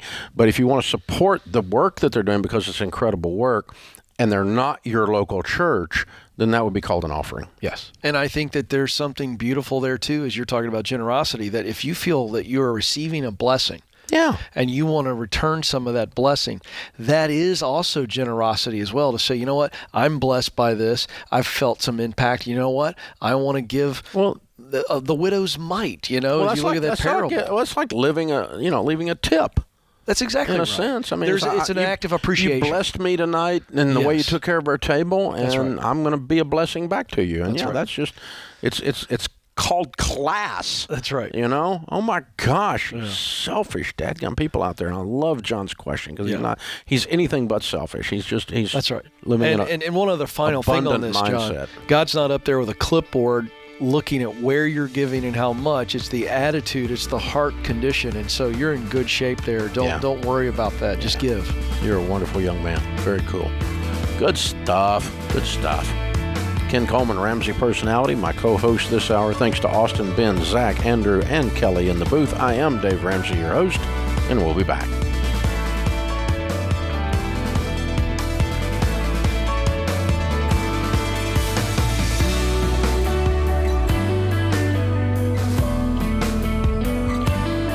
Dave here. You can find all of our shows with the Ramsey Network app on your smartphone. It's the only place to listen to the entire back catalog of episodes.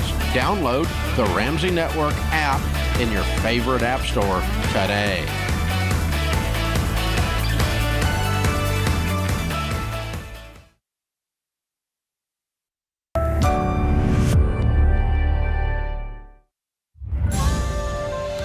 This is The Ramsey Show. You can be intentional about your character. You can have money and a career. You are the hero in your story. Live from the headquarters of Ramsey Solutions, it's The Ramsey Show, where debt is dumb, cash is king, and the paid-off home mortgage has taken the place of the BMW as the status symbol of choice. We help people build wealth, do work that they actually love, and create real, amazing relationships. Ken Coleman, Ramsey Personality, host of The Ken Coleman Show. #1 best-selling author is my co-host today. Open phones at 888-825-5225. CJ's with us in Denver. Hey, CJ, what's up? Hi, Dave. Hi, Ken. I am in a pickle and a bit of a mess, and I was hoping you could offer some insight, some guidance to help me get out.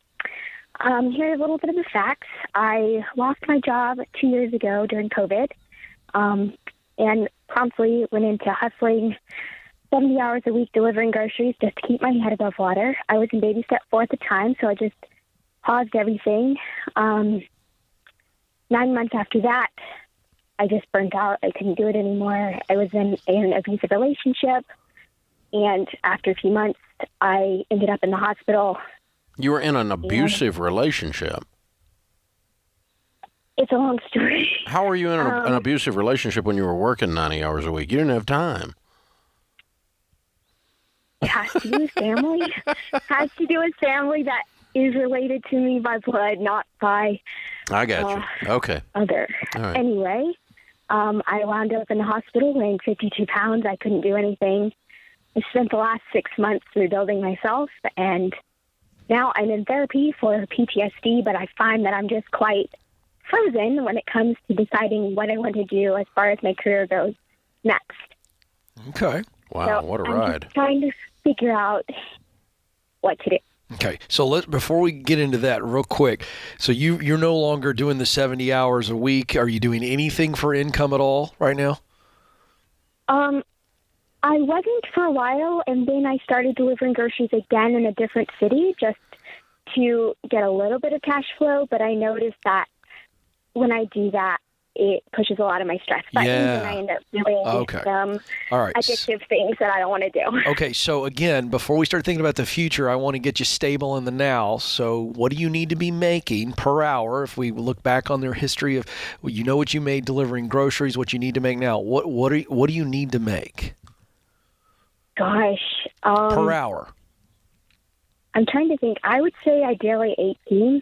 18 an hour. Okay, so 18 and $20 an hour is going to keep you stable. Is that correct? Before you go for, I'm a little bit lost. I got to catch up with you, Jessica. Okay, so you went in the hospital and you weighed what? 52. 52 pounds. 5'2". 5'2". I don't have anything left, Dave. Yeah. How old are you? I'll be 26 next month. Okay, so what do you weigh now? I don't know. Well over 100. Good. Okay, so we're going in the right direction. That's good. And how are you doing with your mental wellness today? Much better than I was 6 months ago. I'm still doing therapy 3 times a week. Mm-hmm. Good. I think it really depends on... I'm and working the through a lot of PTSD that you mentioned was from the former toxic family member. Yes. Okay. All right. And you've obviously separated from that situation. So where No are you contact. living and how are you living? So right now I moved states, and You're what? contact. Right now you're what? I moved states, and I have no contact with the family. Oh, you And, moved states. Okay. I am living with a roommate off of my emergency fund. And So you my had a little college- savings. I did. Okay. How much is in your savings? Right now, I have $15,000 left. Okay. So you're living with roommates. You're still recovering from the whole meltdown process, for lack of a better term. Good for you. You're getting victory. I'm proud of you. And you're not creating any income today. So you're just literally living on whatever you pull out of savings. Am I understanding you right? Pretty much. I make about $100 a week by delivering groceries here and there. Okay, but too much of that was activating stress. Okay, because I needed to know that before I could understand where Ken was going to take you from where you are. Now, how do we move from this place back up into a life of abundance for you and joy, right? Okay. Now, Yeah. So first thing we have to do is we don't need to be delivering groceries anymore because it's bringing up too many bad memories. So now we look for what can pay me $18 to $20 an hour, and I can get enough hours as I continue with my therapist. He's going to give me some guidance here on this. And so we want to start there. So because we don't want to keep burning through this emergency fund. As soon as possible, if you can work 30 to 40 hours a week, if you're healthy enough, then I'm looking at things like Target, Walmart, non-delivery type situations where you've got some stability, community around you, safe environment, and you can make that kind of money. They're paying $20 an hour. Absolutely. So we start there. I want you to get a short-term, what we call a day job. And this is just getting you back to safe, self-sustaining with your income. Now, we look long-term.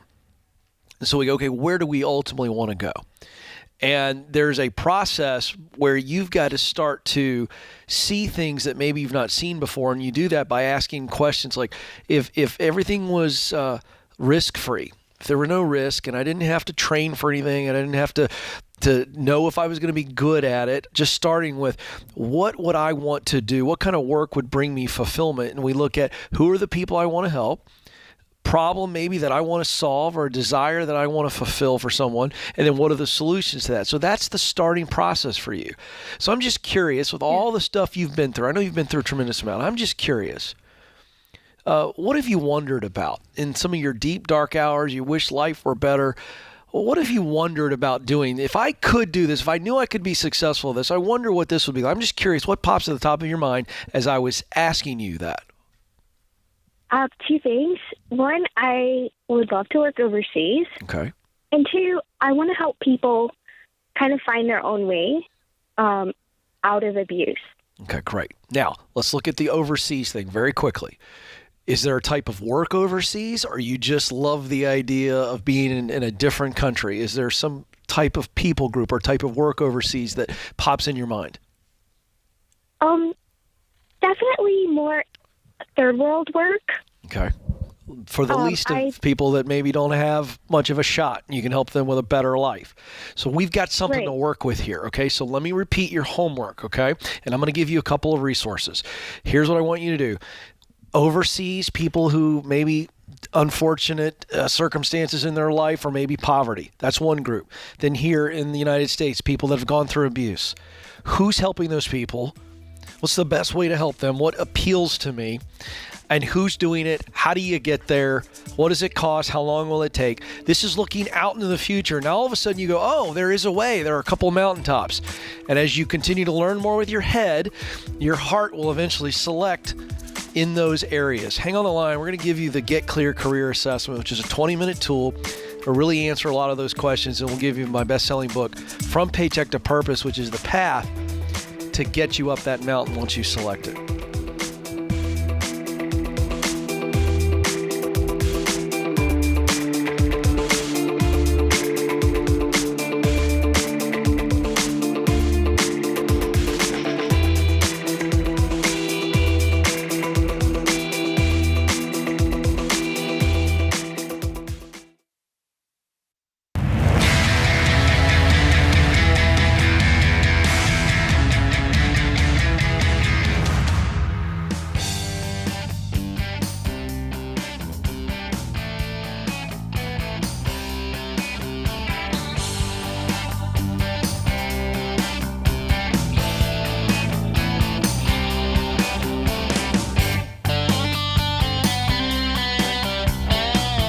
Thanks for joining us, America. Let me ask you a question. When you think of a millionaire, what kind of job do you picture them having?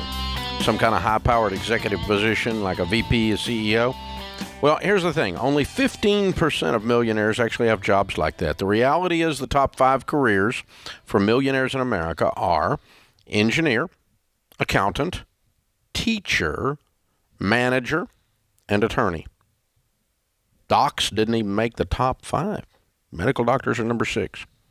That's just one of the surprising things we found when we conducted the largest study of millionaires ever done. We talked to 10,000 millionaires to find out who they really are and how they got there. Did they inherit it? Or were they famous? Or do they make $2 million a year? Our study also made it clear that to become a millionaire, you've got to invest wisely. What we discovered was that 89% of millionaires did not become millionaires because of inheritance. 9 out of 10. 9 out of 10 millionaires became a millionaire starting from basically nothing. And so, hey, they invested steadily. They got their house paid off. That was the typical scenario. And we call them baby steps millionaires. You want to join the bunch? Well, you need to get with a good investment advisor. I was just talking to one at the break, as a matter of fact. Go to RamseySolutions.com/SmartVestor. Start really building wealth today. You can find a SmartVestor Pro in your area that'll walk with you, teach you, help you do the stuff the way we teach here on the air, and it'll work for you. This is how it's done. RamseySolutions.com/SmartVestor. Mitch is in Cincinnati. Hi, Mitch. Welcome to the Ramsey Show. Hello, Dave. Thanks for having me. Appreciate you very much. And so my general question, and then I can give you any sort of specific details, is because interest rates are going up with the announcement today that the Fed's increasing 75 basis points or something like that. I have a VA loan, and since it's assumable and values of homes just continue to seemingly skyrocket, I wanted to get your opinion if it would be something I should look into and potentially selling my home to pay off some of the non-mortgage debt that I have. And then maybe, I don't know, after a year or so, maybe move into a different house whenever the mortgage would be the only thing of debt I'd have. Yeah. It's not my preference. Do you like the house? The house in general, yeah, I enjoy it. Okay. What started this conversation was actually my wife doesn't like the backyard. She doesn't like the backyard. Okay. It is a cliff, and we have a 1.5-year-old, so we can't really play too much outside. Yeah. And how much debt do you have? So, not counting non-mortgage debt, I would say approximately 60 from her vehicle, my student loans, and then 2 credit cards I got. And what's your household income? I would say after taxes, I think it's about 52. And what do you owe on her vehicle? I approximate at about 30. So it's 30 for her vehicle, 20 for my loans, and then maybe south of 10 for the 2 credit cards. Okay. Well, let me tell you one of the things we found with Millionaires as we studied them. They did not have an inordinate amount of their life dollars invested in things that go down in value. Mm-hmm. When you make $60,000 a year and you have a $30,000 car, it's hard to win because the car is going down in value. You have a car you can't afford. Mm-hmm. So we're going from getting Mama a new backyard to now selling her car. This is not a good conversation for her. Mm-hmm. Fair enough. I feel like we should send him some body armor. Yeah, I think we need to probably get you a hotel room.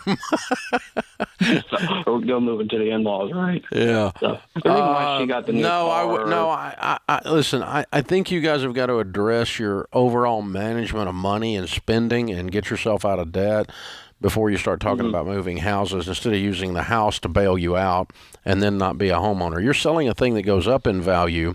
Meanwhile, you're sitting on a thing you can't afford that's going down in value. So, I really wouldn't sell the house right now. I'd really concentrate on getting out of debt. And if I woke up in your shoes, I would get into Financial Peace University. I would sell the car with her on board, of course. I'm not going to don't go in and announce to your wife you're selling her car because Dave Ramsey said. That's not going to make you or me popular, okay? Nor is it going to work.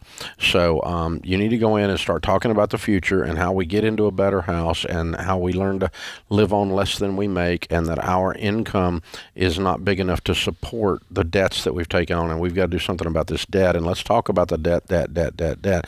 And let's get in this class. I'll give you Financial Peace University for a year. Hold on. Austin will pick up and get you signed up for that. The two of you start watching that together, and she may come up with the idea to sell her car because it needs to go away. It was a bad purchase. And you need to quit buying things because you want them when you can't afford them. And that's what you're getting ready to do with the next house, too.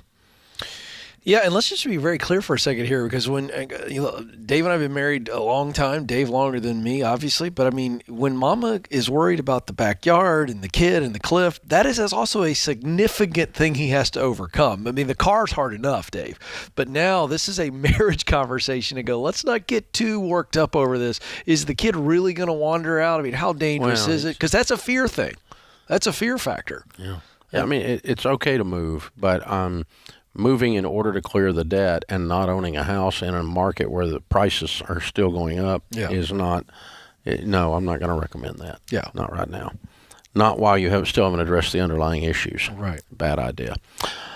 Our question of the day comes from Blinds.com. They have a 100% satisfaction guarantee. Even if you mismeasure, you pick the wrong color, they'll remake your blinds for free. Free samples, free shipping, new promos all the time. Always use the promo code Ramsey to get the best possible deal. Today's question comes from Hank in Iowa. I'm 21, and I currently work the night shift in a warehouse, earning $16.50 an hour. I do get benefits with that. I'm also scheduled to take my real estate license test next week and have a second job in property management making $16 an hour without benefits. Both are full-time, but the job with the property management would be a long-term company that would allow me to pursue my real estate career. Should I keep doing both jobs, or would it be too much to handle? No, I don't know how you keep that up. I know you're 21, but 21-year-olds need to sleep as well, and look like you got a nighttime graveyard shift. No, I would be going long-term, making decisions for the long-term. What puts me on the right ladder to climb where I want to go, and it's the property management company that allows you to start moving towards the real estate career, which is the ultimate goal anyway. So that would be the move I would make. Yeah, and let me add this to you, Hank, okay? Very seldom, like I'll just tell you, less than 5% of the time, should you make a career decision based on benefits. Yes. Or based on 50 cents an hour. Either one. You should make career decisions based on being in what Ken calls your sweet spot. You should make career decisions based on where it's going to take you in the long term, where you're going to be 10 years from today. You're 21, where you're going to be when you're 31, where you're going to be when you're 41. And the warehouse job doesn't fit in any of those. And don't make career decisions based on air quotes around security. This is a secure job. I laugh at your security. Let me tell you where security comes from. A big old freaking pile of money. It comes from that and faith in God. It does not come from corporate America. It does not come from, I make 60% of what my peers make, but I work for the government and they'll always pay me. Well, sure, they'll always pay you. Your job sucks. You know? No. Security is not based on whether they're going to actually give you a check every week. Security is based on you being in the zone, baby, and going and living your best possible big life, and that'll buy benefits, and that'll buy security. This is The Ramsey Show.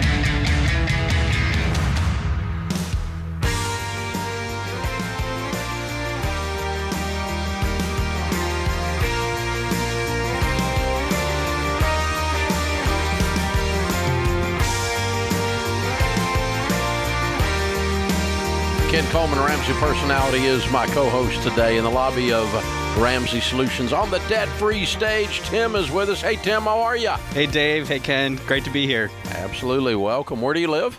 Well, I'm originally from Canton, Ohio, but now that I'm on baby step 7, I'm on a cross-country road trip of all 50 states. All right. Oh, debt-free. nice. I love it. Very good for you. And how much have you paid off? $95,000. Very cool. And how long did this take? Just over 3.5 years. Okay, cool. And your range of income during that time? Started out at $45,000. Now I'm over 6 figures. Okay, good for you. Good. What do you do for a living? I'm a project manager for an event technology company. And you can just do that from the road? Yeah, I work from home. My manager and director are fine with it, and so far I've actually just been promoted, so now I'm making over 6 figures on the road. So, way to go. Yeah, very cool. I'm pumped. Very cool. So the $95,000 was what kind of debt? It was a mixture of my house, student loans, car, and credit card. Okay. So my aunt gave me a very good deal on her house when she went to go live with her grandbabies, my Aunt Bev. So I started on my journey with, in 2018, I had part of my student loans paid off. Then I had a credit card, and I had just bought a new car. And my journey, actually, I did listen to my broke brother-in-law, Dave.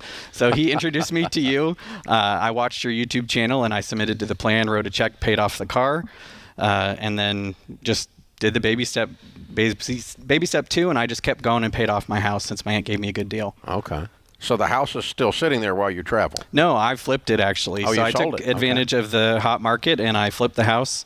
I did some cosmetic updates and was able to double my money. So good for you. Now I'm just cash flowing the road trip month by month, traveling the country, having a blast. I love it. Good for you, man. That sounds fun. It really awesome. does. I'm just curious, was this an idea that you had at any point in the debt-free journey, or is this something that came to you once you paid off that last debt and your perspective changed? So I paid my house off this past December, and in October, I was doing the math and figured out that it was going to happen. And I said, what am I going to do next? I knew I didn't want to stay in the area. It wasn't a house I wanted to be in forever. I bought it with intention of it being my fresh start, flipping it, getting as much money out of it as possible. I worked hard to pay it off so that I could use the full money to do whatever I wanted next.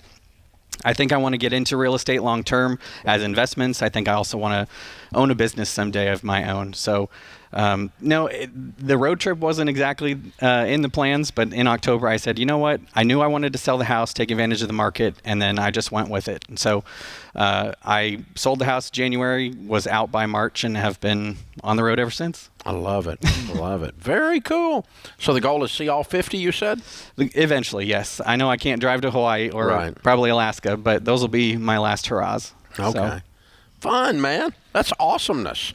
Yeah, it's been great. Thank you so much for all that you guys do, because I was able to see that and submit to the plan years ago, and I just love being here and seeing everybody. Yeah, it's been that's great. Cool. So 3.5 years you pushed through this. What do you tell people the key to getting out of debt is? Submit to the plan. I mean, you guys have put the work in to tell us exactly what to do, so just submit and follow through it. Yeah. What does that mean? I know what it means, but submit. What did that mean to you? What was submission like? Because that's a little different for everybody. Well, I was in the mine was a lot of my time was during COVID, so I got furloughed, and that almost threw me off the plan. But I knew that I had my ducks in order. You know, I knew I had an emergency fund already. I was on baby step 6 by the time I was furloughed. So I was just cash flowing, and I just said, all right, I have to slow down the cash flow a little bit on the house. I'll be fine. I had my emergency fund. So throughout COVID, I changed jobs a couple of times because COVID really rocked my world as far as career-wise. My friend Dawn finally called me up after I had changed jobs twice and offered me my dream job of being a project manager. And I ended up doubling my income along the way. Wow. So I started out at 45, then I made 90. Now I'm up to over 100, and within the last couple years. So I did most of the baby steps on 45,000. So now that I've got double that, I'm like, ooh, stars in the eyes. I'm just so excited to move no forward. Payments, no house payment. No payments. And I turned 30 in August. So all of this is done before I'm 30, and now I am just living and giving like no one else. I just have this intense joy. Whenever I see someone, you know, on the road needing money, I stop and give them whatever I've got in my wallet, which isn't always a lot. I use my debit card for most everything, but yeah, I'm living and giving like no one else, and I've just felt this intense joy, and my family and friends can see it, and they keep asking me what happened, and I said, I'm following Dave Ramsey's plan. Yeah. Way to go, man. I'm so proud of you. Cool. Very, very cool. So who were your biggest cheerleaders? Well, my sister, Carrie, she... married to the broke brother-in-law? Married to the broke brother-in-law. Well, not any longer married to the broke brother-in-law. I'm kidding. But, you said that. I did. Well, it's funny because I heard that from you, and I said, you know what? I did follow my broke brother-in-law's plan. You know, he got me into it. So, yeah. So I wrote a check that... So your sister was your biggest cheerleader, and who else? Yeah, my friends and family. Mm-hmm. You know, I really did a lot of this on my own. I submitted to it... And even during baby step 2, I was still able to do things with my friends because I had my budget in order. I had some play money that I gave myself, you know, to be able to do things but not like go over. Be able to go out and have like one drink with friends at times or anything like that, and not just go above. So my friends didn't look at me crazy, but now they're looking at me crazy like, how are you able to afford to do this? I said, well, I've submitted to the plan. So as a project manager, that's what that means to you. You're a systems guy. I am, yeah. And you find a system that works, you execute the system. Mm-hmm. Why change it? You know? Absolutely. This is a proven process. Don't mess with it. Submit to it. Do it the way, you know, this is how you build a house. Follow these 3 steps. Build a house. You know, this is how you get a job. Follow these 6 steps, 7 steps, how you get a job. There's a system. There's a process that's proven. And find that from someone that again, that's proven. And if you're managing a project, that's how you manage projects. And so for you, submitting to that just simply means agreeing that that's the truth and then doing it. Yeah, I mean, you hooked me when you were talking about the 19-year-old, and you're all like, it would all be great if we were all 19. And I was looking at myself at 24, and I said, well, I'm not that far away. Let's get my act together, you know. And so I started, and yeah. 3.5 years later, boom, we're traveling the nation. Excellent. Yeah. Very cool, man. I'm proud of you. Thanks so much. Very, very good work. We got a copy of Baby Steps Millionaires for you. Awesome. How ordinary people built extraordinary wealth. How you are going to, too. Yes, sir. Copy of Total Money Makeover. You can give that away on your travels as well. You'll run into somebody that wants to hear this story. And a copy of, we're also going to sign you up for a year of Financial Peace University. Awesome. And Thank you. If you don't want to do it or you've already done it, then you can give that away as well. So we're giving you plenty of things to take you on the next part of your journey, and also make sure that your financial journey, you got another journey you're doing, but your financial journey, and make sure that you've got the way to do it, and make sure you got some stuff to help other people with. So well done, Tim. Thank you so much. Great work. Tim in Canton, Ohio, used to be anyway. 95,000. Now he's just about. He's on a walkabout. Yes. 95,000 paid off in 3.5 years, making 45 to 100. Count it down. Let's hear a debt-free scream. 3, 2, 1. I'm debt free. Yeah.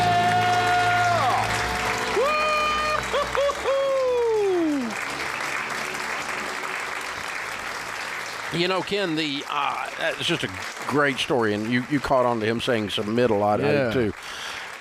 But in the process of getting a job, you've laid out the 7 clear steps.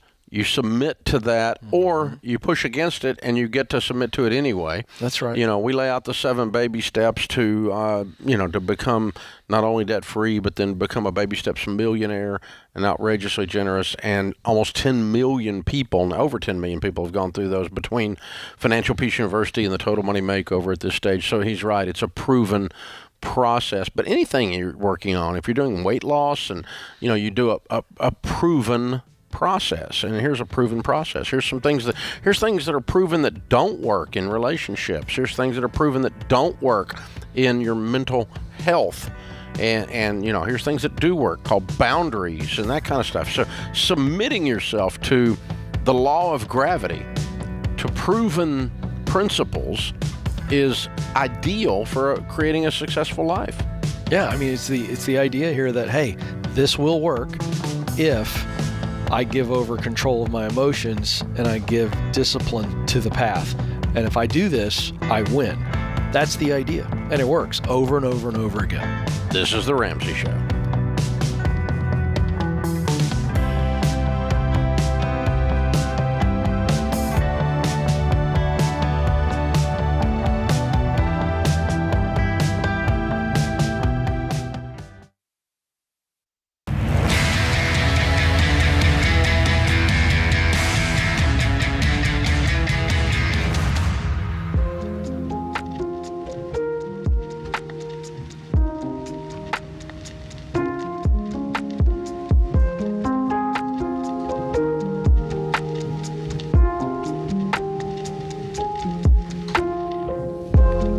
Our scripture of the day, Matthew 10:31. Do not be afraid. You are worth more than many sparrows. Sarah Blakely, billionaire woman, founder of Spanx. I think failure is nothing more than life's way of nudging you that you are off course. It's course correction. That's what it is. I agree. People in the technology field fail for a living. They call it iteration. Yeah. Our good friend John Maxwell wrote a book entitled Sometimes You Win, Sometimes You Learn. Yeah. Which is a great perspective on failure. There's no progress without failure. He writes a book a week. Another one was called Failing Forward. That's right. Yeah. Jessica's in Syracuse, New York. Hi, Jessica. How are you? Good. How are you? Thank you so much for taking my call. Sure. How can I help? So, long-time listener, first-time caller. That was from my husband. Okay. So, yeah, I got that. To that end, I know that you generally say that, emergency funds are not there to build you up. Obviously, they're there for your security. Good. So with that being said, how much effort would you put into chasing a better rate? Almost none. Almost none. Yeah. Our emergency fund and our long-term savings has been in a high-yield account. Before the pandemic, it was at like 2.25. It dropped way down to like 0.5, and it's sitting at about 0.85 right now. Yeah. And out of curiosity, I jumped on the internet today to see what's out there, and I saw another one sitting up at 1.5. So that's fine. Yeah, move it over there if you want. Double what we've got. Yeah, that's fine. Well, I mean, how much is in your emergency fund? The emergency fund is $10,000, and we've got our automotive sitting in there as well, so maybe another $2,000. Okay. So 1% of 10,000 is what? Oh, goodness, I'm an accountant. You're going to ask me to do math on the show. Well, 10% of 10,000 is 1,000. 1% is $100. 100. Yep. Okay, so moving from a half to 1.5 over a period of a year, you made $100. Yeah, so not a sharp stick in the eye, right? Yeah, so it's okay. I mean, $100 is nice. You can go out to dinner, nice place on that. Well, reasonably nice place. And but it's not going to change your life. Right. Even over a period of decades, it's not going to change your life. So, yeah, but what does change your life is having the emergency fund as an insurance policy when life happens that keeps you from cashing out things that are growing at a rate that does change your life. So if you don't cash out your 401k to fix your transmission because you have an emergency fund, that is a lot more than $100. Right, absolutely. So your original point is what I would refer back to. But again, so would I spend 500 hours to get $100? No, I don't think I would. Would I surf the internet ever so often and see if I can get a high yield thing that makes me an extra 100? Yeah, I might, a little bit. I've got a bunch of cash laying in the company here in our retained earnings business version of emergency fund, and we spend some time on that trying to figure out how we can park that in some kind of float account so it's not all just sitting and checking. It's just because it's a lot of money. And but even then, its purpose is not to grow wealth for the company. Its purpose is to protect the things that do grow wealth for the company. And so just have to kind of balance that out. So yeah, I'll spend some effort on it, but I'm certainly not going to major in minors. That's what it amounts to. John's with us in New York City. Hey, John, welcome to the Ramsey Show. Hi, thanks for having me on. How are you? Better than I deserve. What's up?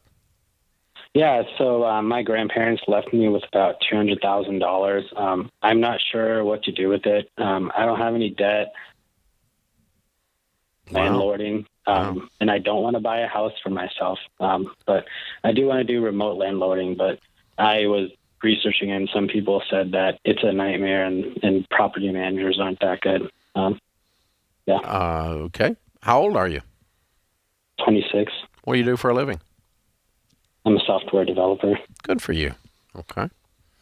All right. And you're a single guy? Yep. Okay. And you don't want to buy a house. Why? I don't like the maintenance, the lawn mowing, all that stuff, the cleaning. Okay. That's fair. You like the freedom of not being anchored down to that house, yeah.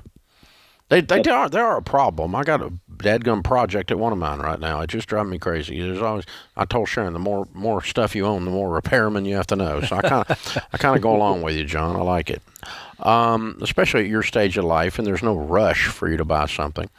Sorry about your grandparents. When did they pass? A few weeks ago. Whoa! Just the other day. Both of them at one time? It happened within a few days. Yeah, my grandma had a heart attack after my grandpa passed. So. Oh my goodness. Oh man, I'm so sorry. Were you close to him? Yeah, pretty close. That's my reason for staying in New York City, even though it's pretty expensive, because I would say I love my family and want to be close to them. Yeah. Okay. All right. No, I would not do remote landlording. I think that's a bad idea. If you're not willing to cut your own grass, then you don't need to be doing landlording. Not that you have to cut the grass there, but it just tells me you don't like hassle. And dude, you're getting ready to sign up for a bunch of hassles. So that sounds like some kind of get-rich-quick crappy site you were on or something there. Don't fool with that. If I were in your shoes, I'll tell you what I would do, and it's very boring. I would park the money in a mutual fund for right now, or a couple of 3 mutual funds, and just forget it. Forget that it's there. Okay.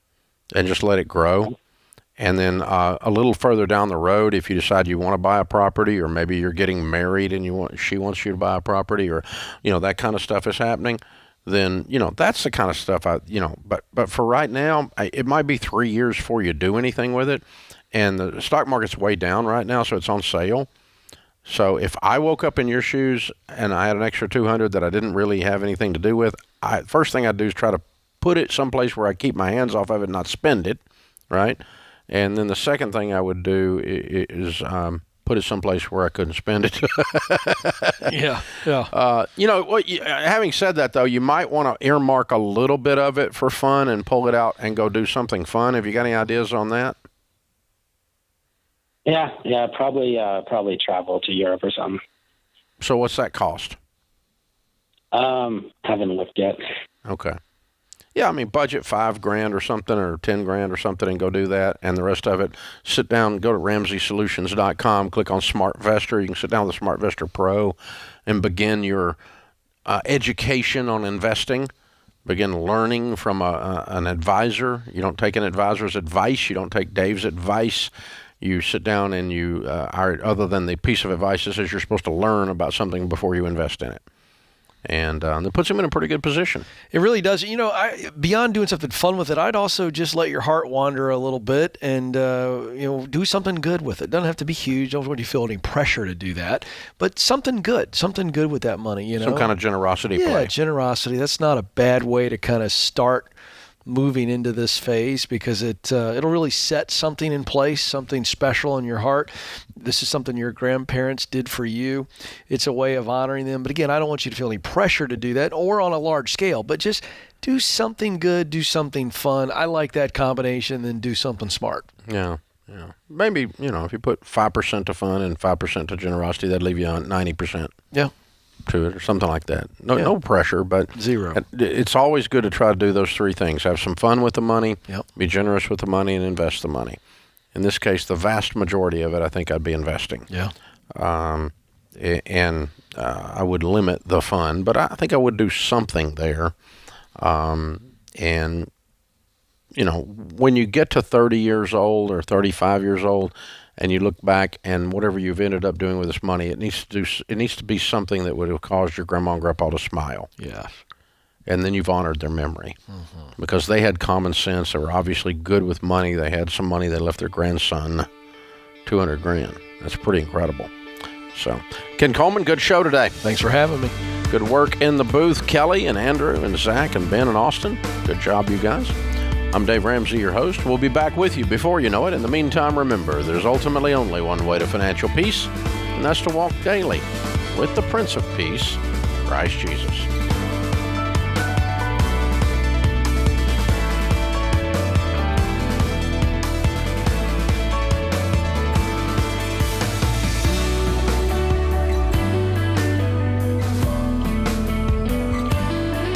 Hey folks, Ken Coleman here. Did you know The Ramsey Show is one of the most popular podcasts in the world? Get your daily dose of advice on life and money. Check out all of our shows from The Ramsey Network wherever you listen to podcasts.